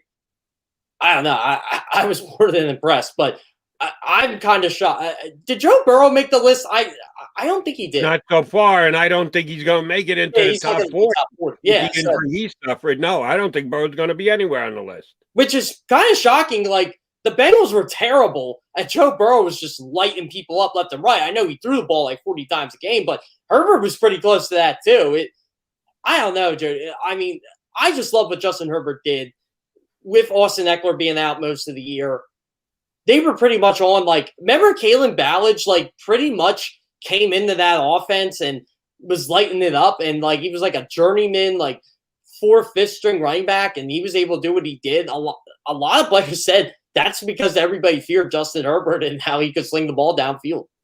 And I'm not trying to take anything away from the young man. I think he's got a chance to be a decade-plus frontline, top 10 quarterback in the league. Just don't know if I would put him this high after year number 1. Speaking of Shane Steichen, you brought him up because he, of course, was out in San Diego before Mr. Herbert got there. And, oh, by the way, so was the head coach of the Philadelphia Eagles. And so was a visitor that the Eagles had to camp over the weekend, Mike McCoy, former head coach of the Chargers, who had both Steichen and Nick Sirianni below him working on him. Renewing old acquaintances with his Eagle guys. It's funny how the National Football League is circular. The year that the Eagles hired Doug Peterson as their head coach, I suggested Mike McCoy would not be a bad hire. He had done a very good job in Denver and was thought of well in league circles. You've got your league sources. I've got mine. I got nothing but praise for McCoy from my guys I talked around the league, and I suggested on the air that he would not be a bad choice for the Philadelphia Eagles. They ended up going with Doug Peterson, and the rest, as they say, is history, including a Super Bowl and a parade. So my suggestion for Mike McCoy, maybe it's a good thing the Eagles passed on it, but I just thought it was really interesting to see him here in the Eagles camp this week. What do you think the Eagle coaching staff can get out of Mike McCoy? I think they'll get a lot of passing game concepts. Like, I know that was what Mike McCoy was famous for in Denver. And, like, I always thought he was more of the better, like, everybody loved Adam Gase. Mike McCoy was really the mastermind behind that. It wasn't Adam Gase. And I always tried to tell people with Adam Gase, like, stay away from this guy. I thought he was kind of a puppet, so to speak. Like, I wasn't a big Adam Gase fan. I don't know why the Eagles ever interviewed him when they did, but I digress. But Mike McCoy had a lot of the short game passing concepts with Peyton Manning. He kind of adjusted based on how Manning's skill set was. Like, and Manning even said in his Hall of Fame speech, I threw the best flutter ball in the NFL. Well, Mike McCoy took advantage of that, and he used Demaryius Thomas to his strengths a lot. And, even defensive players, like, they weren't sure what Mike McCoy was going to do. So I think, what Mike McCoy, I think he brings like a little bit of, hey, Nick, this is an awesome job you're doing. You're really establishing the culture. These guys are disciplined, but let me tinker with your playbook a bit here. Let me help you with this and with that. And, kind of give you a different perspective on how you should run these plays. And I think that's what Mike McCoy was ultimately there for, just to catch up with an old friend and just kind of to look around a bit and just kind of see what Nick Sirianni's doing and how he can implement a little bit of his twist to the offense. And I don't think it's a bad thing at all. Like, I'm actually kind of surprised Mike McCoy doesn't have a job somewhere. You and I both, because I did. I really lobbied for him to be the Eagles head coach when they hired Doug Peterson. I'm with you 100% on this, and it does bother me. Again, sometimes I let social media get too much inside my head. I saw a couple of tweets and the like. Why does the head coach need this? This guy was a failure in San Diego. Why would you bring in a guy who got fired? All it is open exchange of ideas. Nick Sirianni's got to filter through it. He's got to pick and choose what Mike McCoy suggests, what he gives him and the like. And eventually it's Nick Sirianni's decision. But you just take what you can get out of it, and there may be a golden nugget in there, and you just let the other stuff pass through. I think it's a real good thing that Sirianni's doing this. More power to the Bears and Frank Reich. Frank Reich for bringing in Doug Peterson for a couple of days, and now the Colts, Reich with the Colts and Nagy with the Bears. Why wouldn't you bring a guy like Doug in just to shoot the breeze, just to pick his brain a little bit? Doesn't mean you have to throw out your playbook and start a new one, the Doug Peterson issue. No, of course not. But I don't know why coaches get second guessed for bringing in guys who they've worked with before, who they have relationships with, that may be able to just lend a little bit of a helping hand. Yeah, it's funny, Jody. Like, we do this in real life too. Like, so I started like helping out football teams, like high school football teams. And the first person I went to was my high school football coach. Like, he hasn't coached high school football in 10 years. He's happily retired, just goes and watches the game. I go watch high school football games with him. And I just pick his brain like every time. Like, he knows something before the play's even going to happen, and he doesn't even know the offense. It's incredible the stuff you can learn from just another person. And again, I have no problem with Doug Peterson going to these places. Like, look, it makes plenty of sense for Frank Reich to bring Doug Peterson in. It just does. And same with Nick Sirianni, with Mike McCoy. I wouldn't be surprised if Mike Zimmer was done whenever he retired. John McMullen would bring him in. No, I think that's a foregone conclusion, because I know Gannon looks up as much as he does to Mike Zimmer. All right, he is Jeff Carter. I'm Jody McDonald. You got Birds 365 with you. Coming up with us, we're going to get our boy Rob Maaddi involved. He covers the entire National Football League for the Associated Press. He's scheduled to join us next here on Birds 365. I get scared sometimes. Of a lot of things. Joining in. Decisions. The dark. The dark. But I once heard someone say, But as I always say, it's okay to be afraid. As long as you face the fear. And keep moving forward. Wherever you are in life, count on the name trusted in insurance for over 80 years. Independence Blue Cross. The savoring taste of a good bag of beef jerky is so enjoyable at any time of the day, as long as you can find it. Here's what we suggest. Pure Bull Beef Jerky is our answer, and soon it will be yours. Locally produced in the Philadelphia region, this high-quality, healthy protein snack is easy to secure. Go to steersnacks.com, and you'll see hot garlic, tropical heat, Pure Bull dry rub, and our favorite, Huck and Fod. What's that? Huck and Fod. Go now to steersnacks.com. Welcome to the Wildwoods. the perfect place where you can safely do everything or nothing at all. Catch a wave, take a nap, go for a drive, grab a bite. It's your vacation, and we're doing everything we can to make it a safe one. The Wildwoods. Your vacation, your way.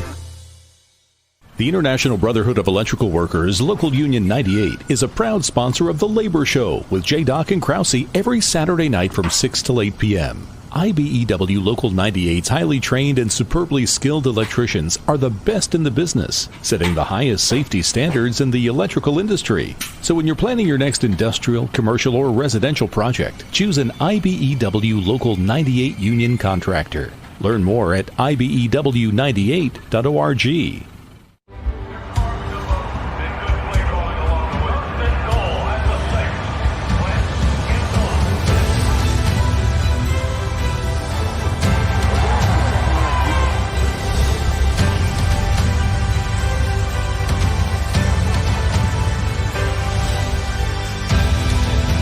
Field of life, First Trust Bank is there for you. Champions on 3. 1, 2, 3. Because Philadelphia dreams deserve a Philadelphia bank. This is a key. It's a family tree. It's a pair of wings. It's a secret handshake. And a ticket to anywhere in the world. It's more than a uniform. It's the door to a world most people only dream of. There's Strong, and then there's Army Strong. Try it on at GoArmy.com.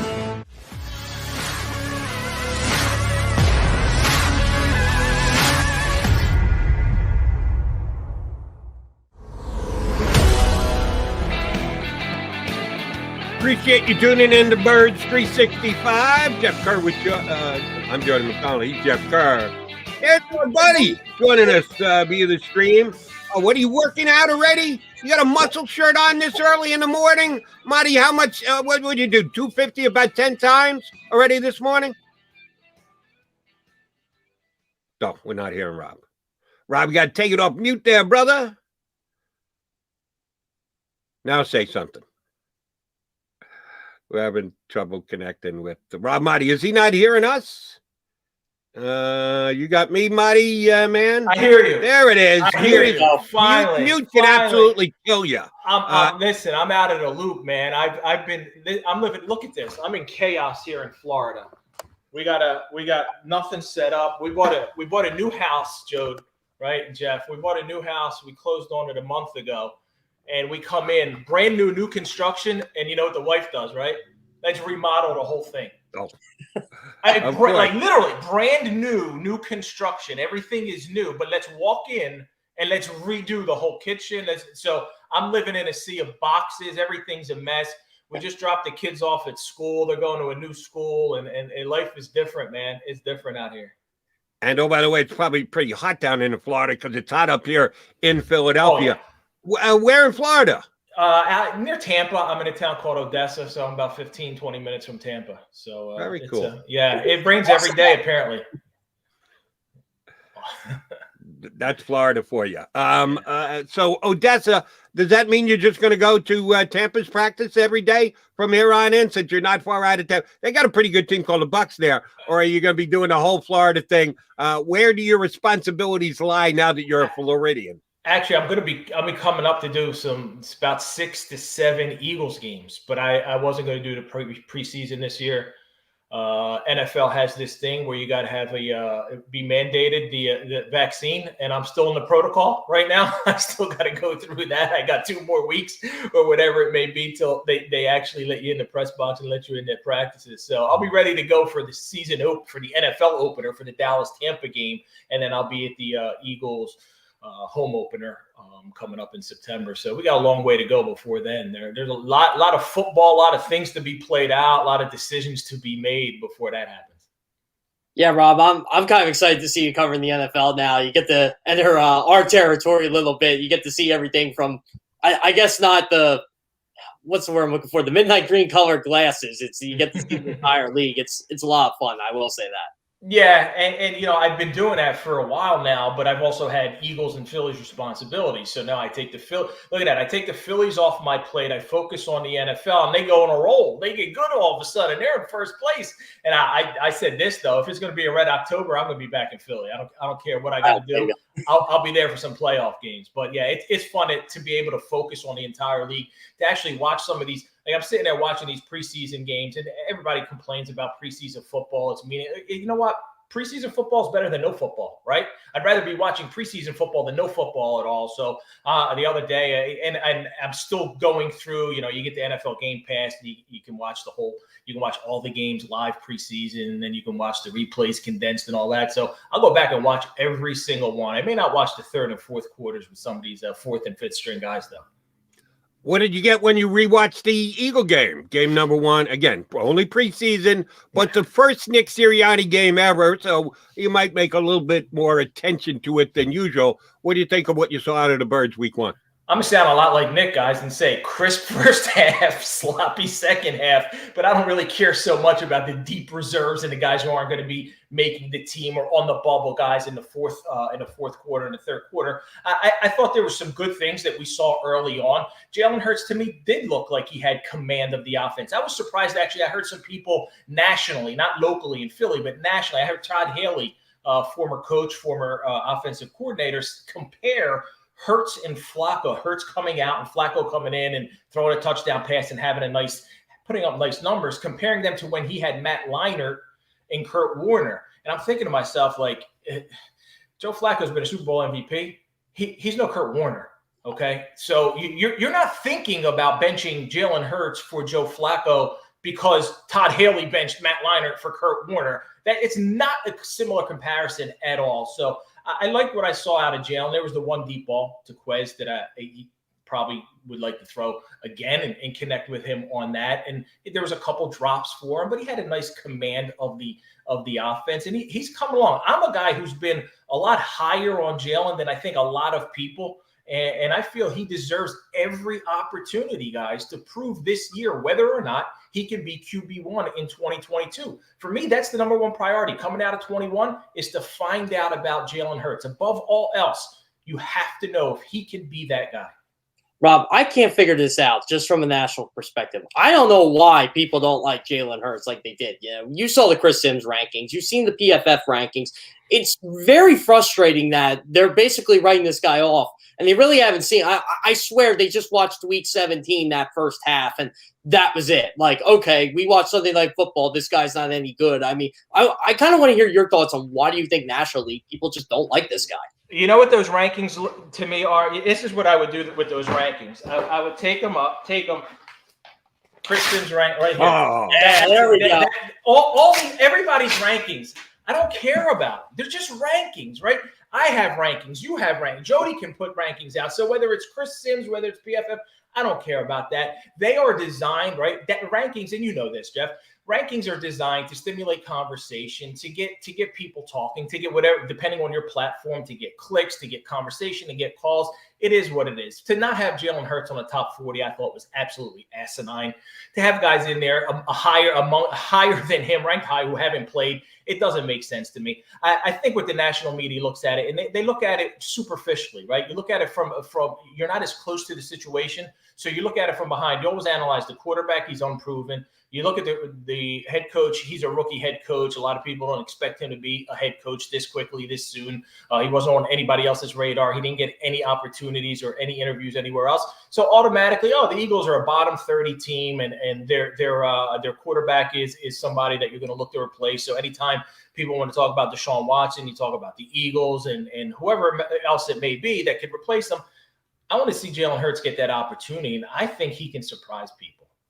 All right, Mr. Maaddi, last year when you were just the Eagles beat reporter, not the national star that you've become, you watch the Eagles week in and week out.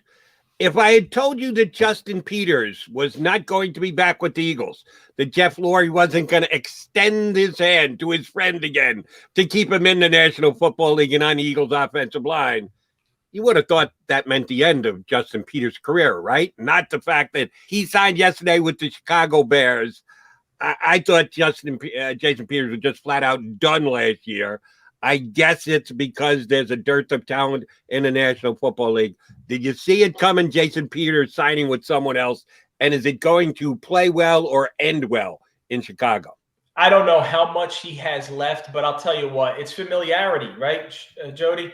There's familiarity there. Juan Castillo, offensive line coach in Chicago, had Jason Peters in Philly. And that this is what the NFL, when you get into August, when you get into a bind, when you get into the season and you have a situation where you need a position, you have someone go down or there's a big need, you reach out for someone you know. You reach out for someone you're familiar with. So Jason Peters is not going to go in there and get destroyed, but he's obviously not the guy he was 10 years ago. He's not the guy he was 5 years ago. I'm just happy I don't have to hear false starts on Jason Peters. I don't have to hear. There's specific callers who will call me every week and say, "I can't wait. Why is Jason Peters here?" So I don't have to hear that anymore about Jason Peters being in. But you know what? One day he'll have that number up in the rafters, and there'll be an Eagles Wall of Fame, and Jason Peters will do like Donovan and say, "Number 71, always love you." How much did you smile when you saw Doug Peterson with Carson Wentz this past weekend? Yeah, we heard that. I'll call it BS, fracture beyond repair. I'm like, I knew that wasn't true. So fracture beyond I think John Marks put this out there. He said, caption this. And I was like, fracture beyond repair, according to a source who wants you to believe that false narrative, because that's what it was.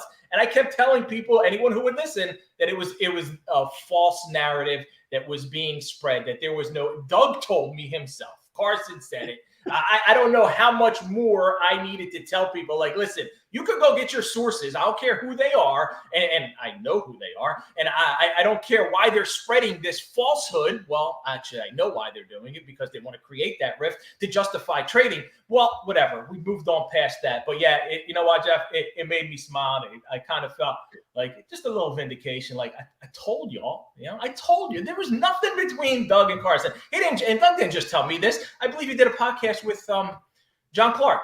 He did a podcast with John Clark sometime over the summer, and he said the same thing there. So there was never a fracture beyond repair, according to a source who wants you to believe that false garbage. Rob, I know you had a pretty good relationship with Carson Wentz, as a matter of fact. Now that you're covering the national beat, that lets you keep up the relationship with Carson Wentz, and you got to know how he's recovering from the surgery that he had on his foot. Not in a walking boot, already at practice. You got an idea? Is either direct quote from Carson or just reporting from team information as to whether Carson's going to be ready week one for the Colts? From Carson himself, I only reached out to him last week with just an encouraging message, just to, after the surgery, keep your head up and stuff like that. And he was thankful and grateful for that. But we didn't talk anything about how far along he is. But I do see the fact that he's in out of the walking boot. To me, it suggests that he's coming along further and better than people anticipated. But initially, when he got hurt, right, it was a 5 to 12 week window, Jody. I've never heard in football or sports a 5 to 12 week window. And I liken that to when we moved into this house and I wanted to buy, we tried to buy a couple of refrigerators, and they gave me a 5 to 12 week window on a refrigerator. How is it 5 to 12 weeks on a refrigerator? And you know what I ended up doing? I bought 5. And the first 3 that showed up, we kept. The other 2, they still haven't come, so we canceled those orders. But I do think he's trending closer towards the 5 than the 12. So when the Colts traded for Carson Wentz, obviously they had in mind franchise quarterback, but they were a pretty good team with Phillip Rivers last year. And Phillip Rivers had a pretty good year for them. Do they feel their ceiling with Carson Wentz is going to be that much higher? Or if, like, Carson Wentz can at least become the 2019 version? I mean, what do you expect out of him in Indianapolis, Rob? Well, if it's 2017 Carson Wentz, the Indianapolis Colts are Super Bowl contenders. If it's December 2019 Carson Wentz, remember when he had Josh Perkins and Deontay Barnett, like, I'm forgetting all these guys' names.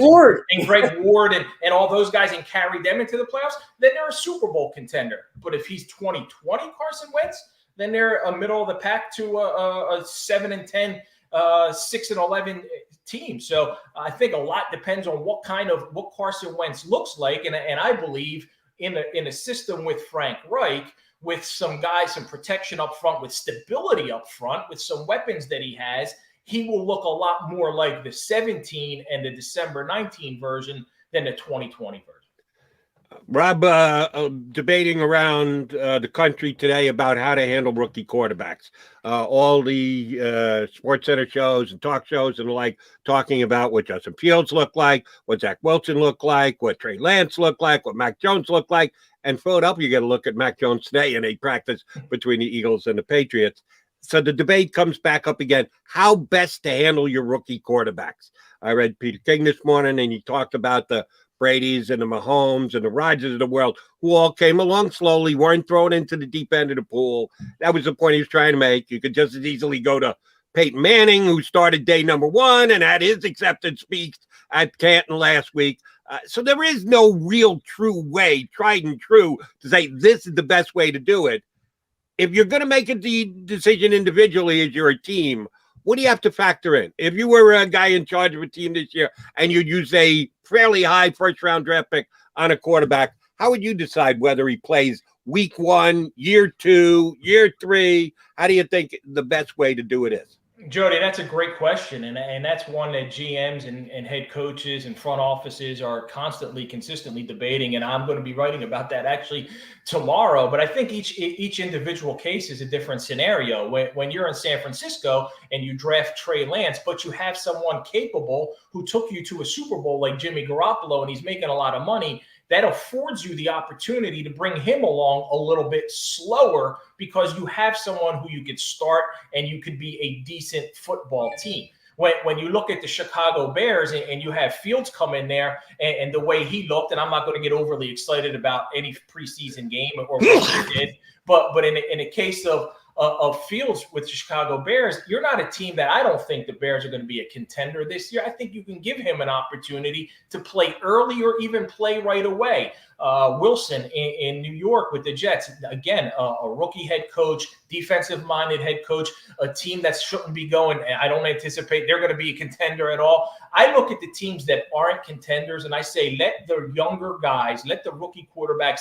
play early. Let them learn. Let them grow. Let them suffer their lumps with the rest of the team, because you don't want your quarterback, while everyone else is out there taking a beating and they're losing and they're learning the new system and the new culture, and he's in the QB room or he's on the sidelines and he's not participating and he's not taking part in that. And now maybe a small part of him thinks, hey, if I was out there, this could be different, or I don't know what it feels like for me to experience failure. All my teammates are experiencing failure, but I'm not. So I want my rookie quarterback on a bad team to be out there right away. And I would take my time with somebody like Trey Lance in San Francisco.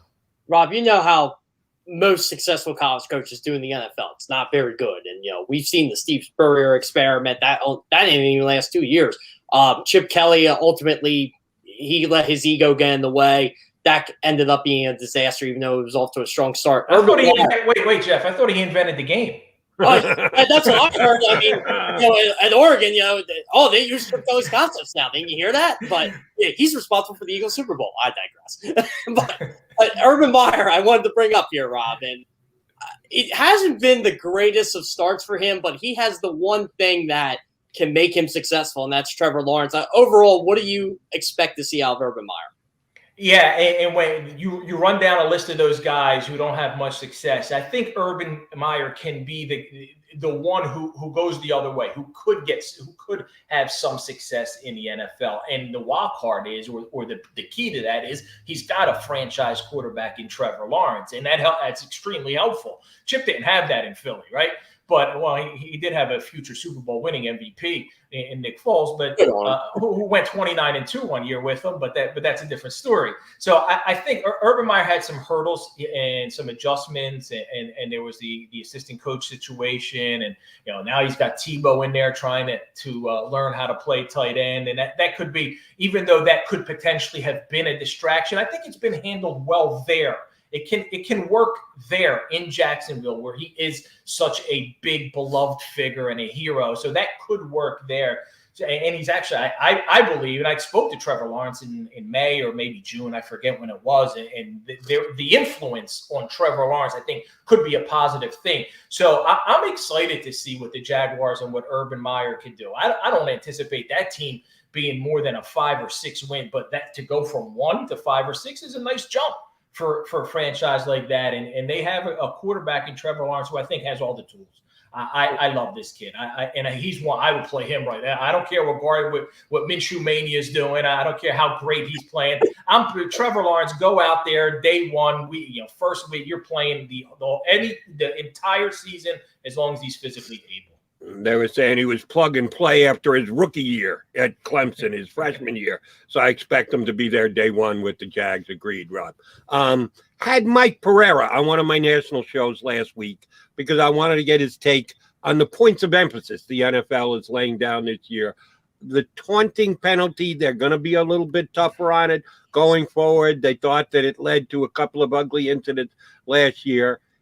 It kind of worries me a little bit that they're making that a point of emphasis because I don't want the NFL to stand for the no fun league. I like celebration. I like people showing emotion on the field. So it's a fine line the referees have to walk. But Pereira said, Jody, don't even worry about that. The thing you need to keep your eye on is the blocking below the waist outside, that they are going to absolutely be throwing a flag on that. No one is allowed to block below the waist once you get outside the tackle boxes. And he said, there's a lot of that going on in the National Football League. Go back and check the tape. Oh, everybody blocks below the waist on the outside. They're going to crack down on that this year. I did see it flagged a couple of times this weekend in watching as much exhibition football as I did. What do you think of the point of emphasis? I think it's funny that every year nobody talks about it until the game starts. But then when the game starts, oh, my God, flags everywhere. Slowing down the game. We're screwed by the referees. It becomes a major talking point 1 or 2 weeks into the season. How big a deal is it going to be early this year? The taunting, I think, is just laughable. I believe it was a run by Benny LeMay.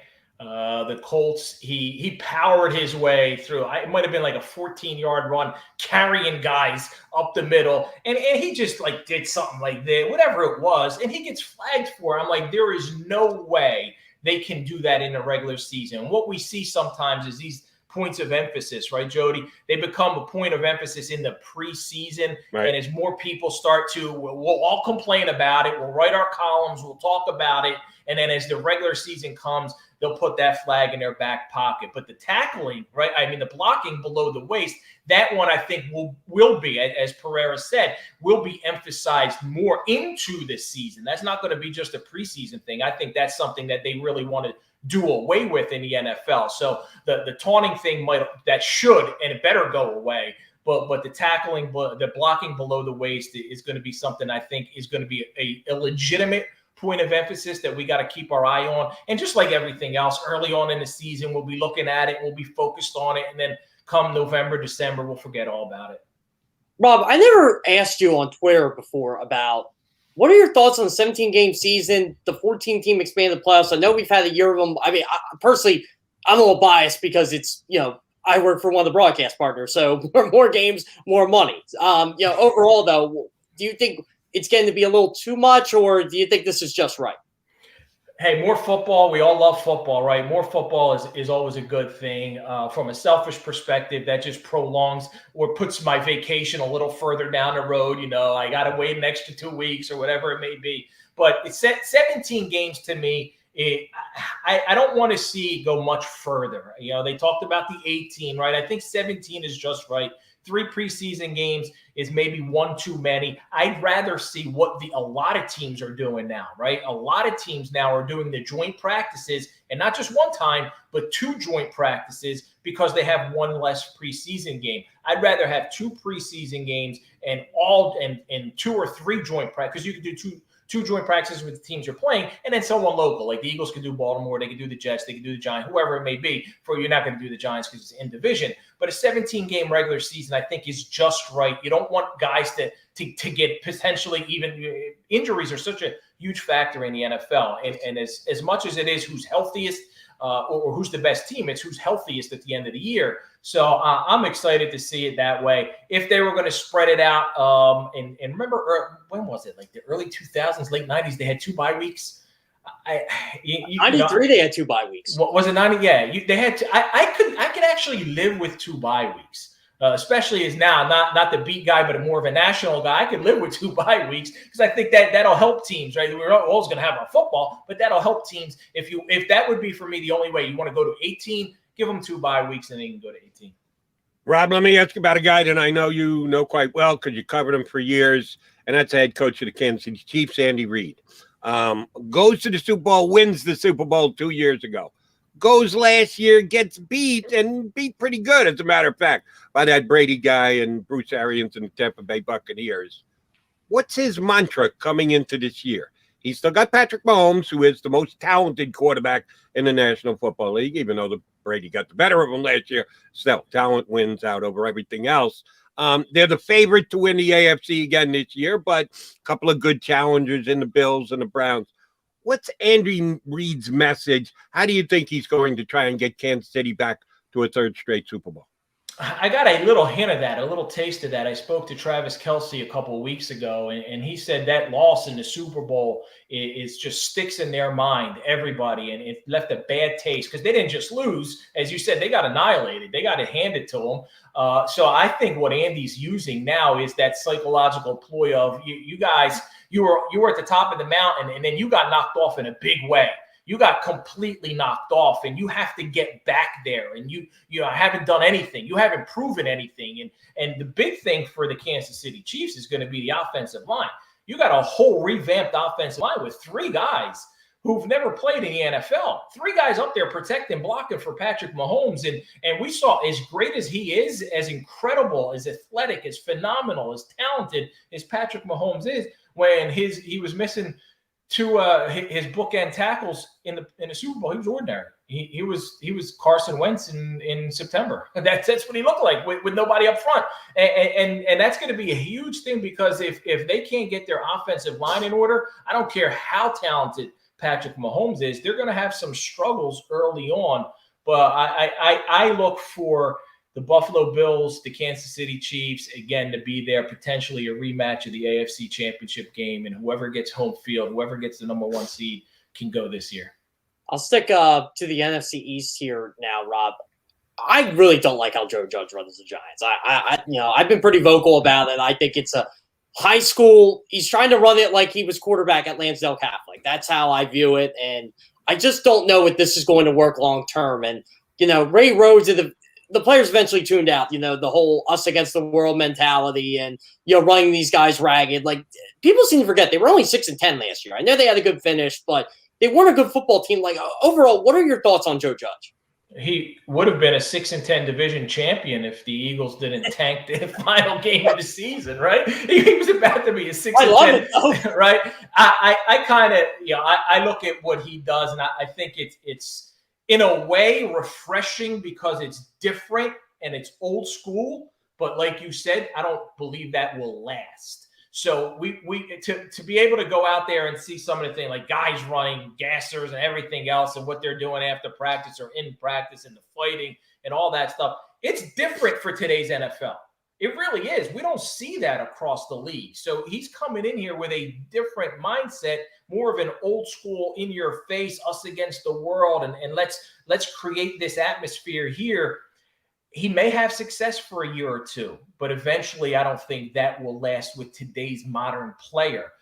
It's a division that's winnable for the Giants, for the Washington football team, for the Cowboys if Dak is healthy. And if Dak isn't healthy, to me, they're the front runner. But if Dak isn't healthy and there's a Super Bowl MVP quarterback who's a number 3 on the Chicago Bears roster, if I'm Jerry Jones, I'm making that phone call, by the way. But that's just me. All right. Last thing, Rob, and just an aside, that tanking game that the Eagles took part in, Week 17, unbelievable. They couldn't win with the unstoppable Nate Sudfeld, according to the owner, Jeffrey Lurie. He didn't even get in the game against San Francisco this week, and I don't think they sat him to protect him either. Not a good thing for Nate Sudfeld, but again, I'm getting off course. Now you're down in Florida. You cover the entire National Football League, and that's a pretty good drive from just outside Tampa up north in the state. Do you have a Tim Tebow week that you're going up to Jacksonville to check on the Jags? Yeah, they kind of got that Lawrence kid at quarterback, but Tim Tebow's a tight end for him, Maaddi. Tell me you're going to Jacksonville. Heck yeah. I did an event a couple of years ago in October 19 with Tim Tebow. And I know he gets a lot of criticism from some people out there, but I found him to be one of the most genuine human beings I've ever met in my life. So whether or not he can play football as a tight end is one thing. Who he is off the field, I think is just a phenomenal, spectacular person, human being, everything that he does. So I definitely, Jody, at some point will find my way to Jacksonville. It's like a 3.5-hour drive from where I am. I'm kind of lazy. I might hop on a plane and get there in an hour. Yeah, I said on the show a couple of times, if I found out my daughter was going to be marrying Tim Tebow, I'd give him a bro hug. Couldn't be more excited. Tim, get on with the rest of your life. You can't play football like Jason Peter. Jason, get on with the rest of your life. You got a big life ahead of you. Don't be doing, well, again, off field. But I like getting off field every once in a while. We always love having you on, Rob Maaddi.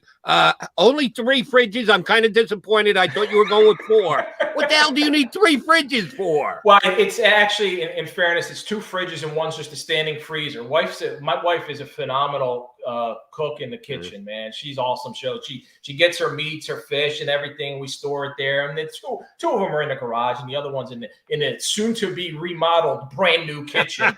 I'm gonna be working the rest of my life, Jody and Jeff. Get back to it. You've already got the caught-up shirt on, so you got to do some lifting. We know that's coming. Rob, we'll touch base again in a couple of weeks. Thanks for jumping on today, bud. You guys are the best. Thank you. Rob Maaddi from the Associated Press was the Eagle guy for years, doing both the Eagles and the Phillies, as he just mentioned. He gets out of town. The Phillies move into first place. Well, as Jeff mentioned earlier at the show, they fell out of first place yesterday. Jeff was there. My wife was there. My daughter was there. I watch it on TV. I thought I was the baseball guy. How did I end up as the only guy not at the game yesterday? Anyway, we'll come back. We'll put a football bow on the show here on Bird Street 65 in just a sec. I get scared sometimes. Of a lot of things. Joining in. Decisions. The dark. The dark. But I once heard someone say, But as I always say, it's okay to be afraid. As long as you face the fear. And keep moving forward. Wherever you are in life, count on the name trusted in insurance for over 80 years. Independence Blue Cross. The savoring taste of a good bag of beef jerky is so enjoyable at any time of the day, as long as you can find it. Here's what we suggest. Pure Bull beef jerky is our answer, and soon it will be yours. Locally produced in the Philadelphia region, this high-quality, healthy protein snack is easy to secure. Go to steersnacks.com, and you'll see hot garlic, tropical heat, Pure Bull dry rub, and our favorite, Huck and Fod. What's that? Huck and Fod. Go now to steersnacks.com. Welcome to the Wildwoods, the perfect place where you can safely do everything or nothing at all. Catch a wave, take a nap, go for a drive, grab a bite. It's your vacation, and we're doing everything we can to make it a safe one. The Wildwoods. Your vacation, your way. The International Brotherhood of Electrical Workers, Local Union 98, is a proud sponsor of The Labor Show with J. and Krause every Saturday night from 6 till 8 p.m. IBEW Local 98's highly trained and superbly skilled electricians are the best in the business, setting the highest safety standards in the electrical industry. So when you're planning your next industrial, commercial, or residential project, choose an IBEW Local 98 union contractor. Learn more at ibew98.org.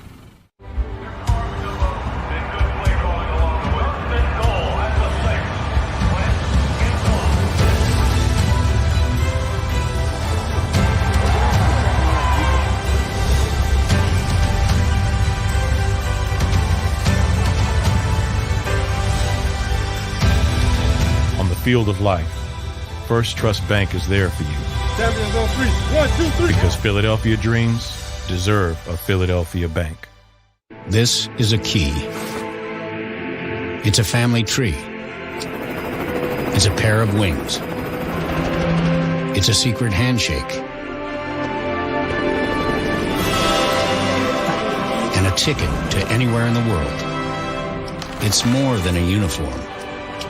It's the door to a world most people only dream of. There's strong, and then there's Army Strong. Try it on at GoArmy.com.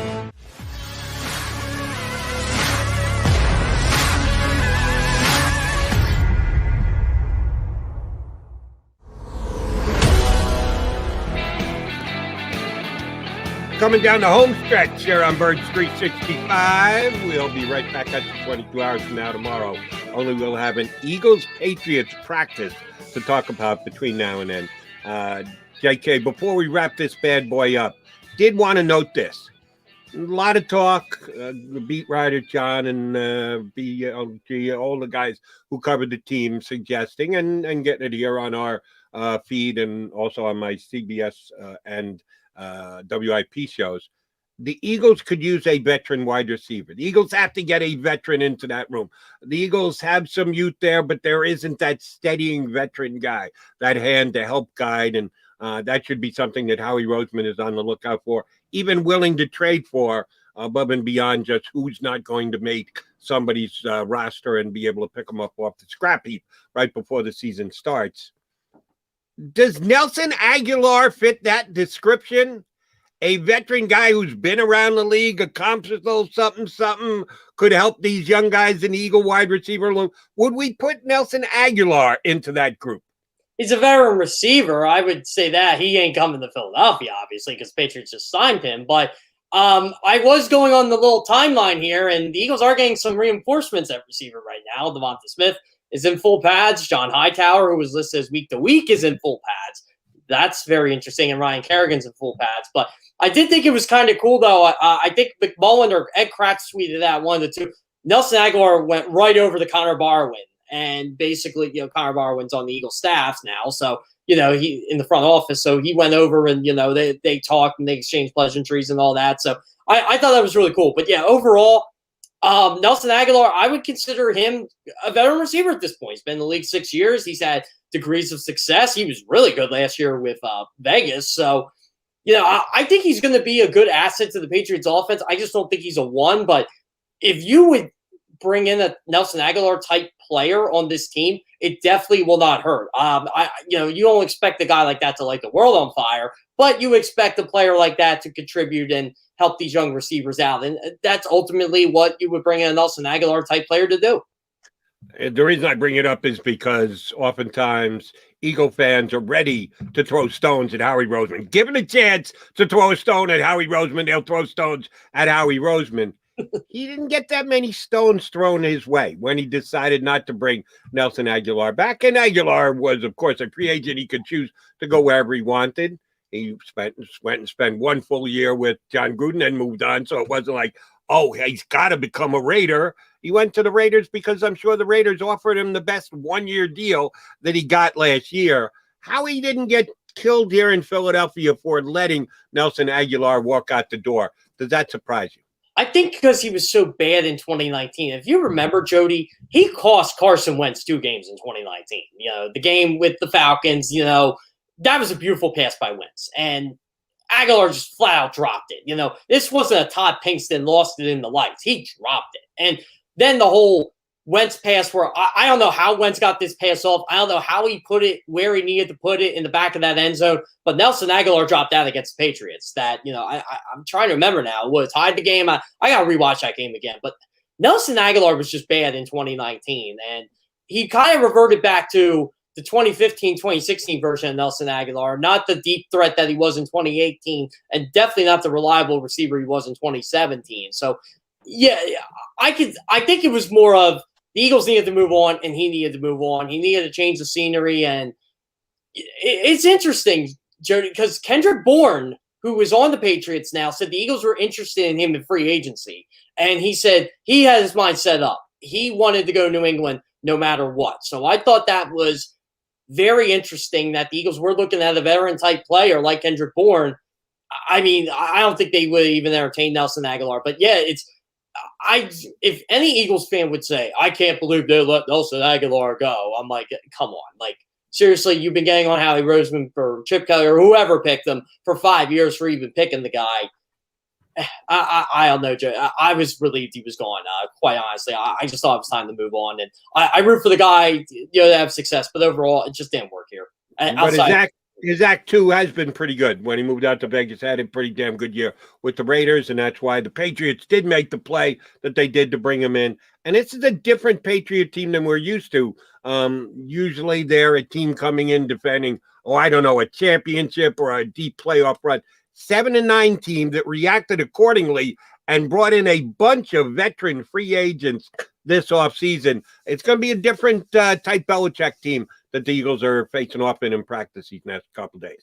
Yeah, this is not the Patriot way. The Patriots do not go out and spend a ton of money on free agents. They just don't. Like, if they get a player, they usually acquire him through a trade. Like, the year they got Randy Moss, they were already loaded. They just happened to get Randy Moss for, like, pennies on the dollar at that point. And, it's incredible, honestly, Jody, like, how the moves they're able to make. Like, they let Asante Samuel just walk when it was time for him to get paid. They just don't pay these guys. Like, they barely paid Gronk when it was time to pay him. It's Tom Brady always took less money so they could, keep their homegrown guys. Like, it's very weird to see what they did. Jonnu Smith, Hunter Henry, Nelson Aguilar. They got Trent Brown back. They traded Marcus Cannon. They just made moves across the board later. Jalen Mills was one of those free agency moves. And I don't know how much better it gets them. Like, I think they're finally realizing that the AFC East is no longer pushovers anymore. Buffalo's legit. Miami's a good team. The Jets, lo and behold, are actually getting better. They're not at that level, obviously, but they're going to be at least play a little bit of a role here. It's New England just can't sit on their heels and say, we got the AFC East locked up. It doesn't work that way anymore. So it was very interesting to see what Belichick did. And I think they spent a lot of money to win only 9 or 10 games this year. I just don't know if that gets the job done. We'll see how it plays out once the year gets going. But first things first, got to see how this practice works out today. Follow our buddy John McMullen on Twitter. All Eagle beat reporters. We'll take in as much information as we can, and we'll be here talking about it with you right back here on Birds 365. If you missed any of today's show on the JAKIB Media channel, listen to the podcast on your way home. Available on YouTube, Apple,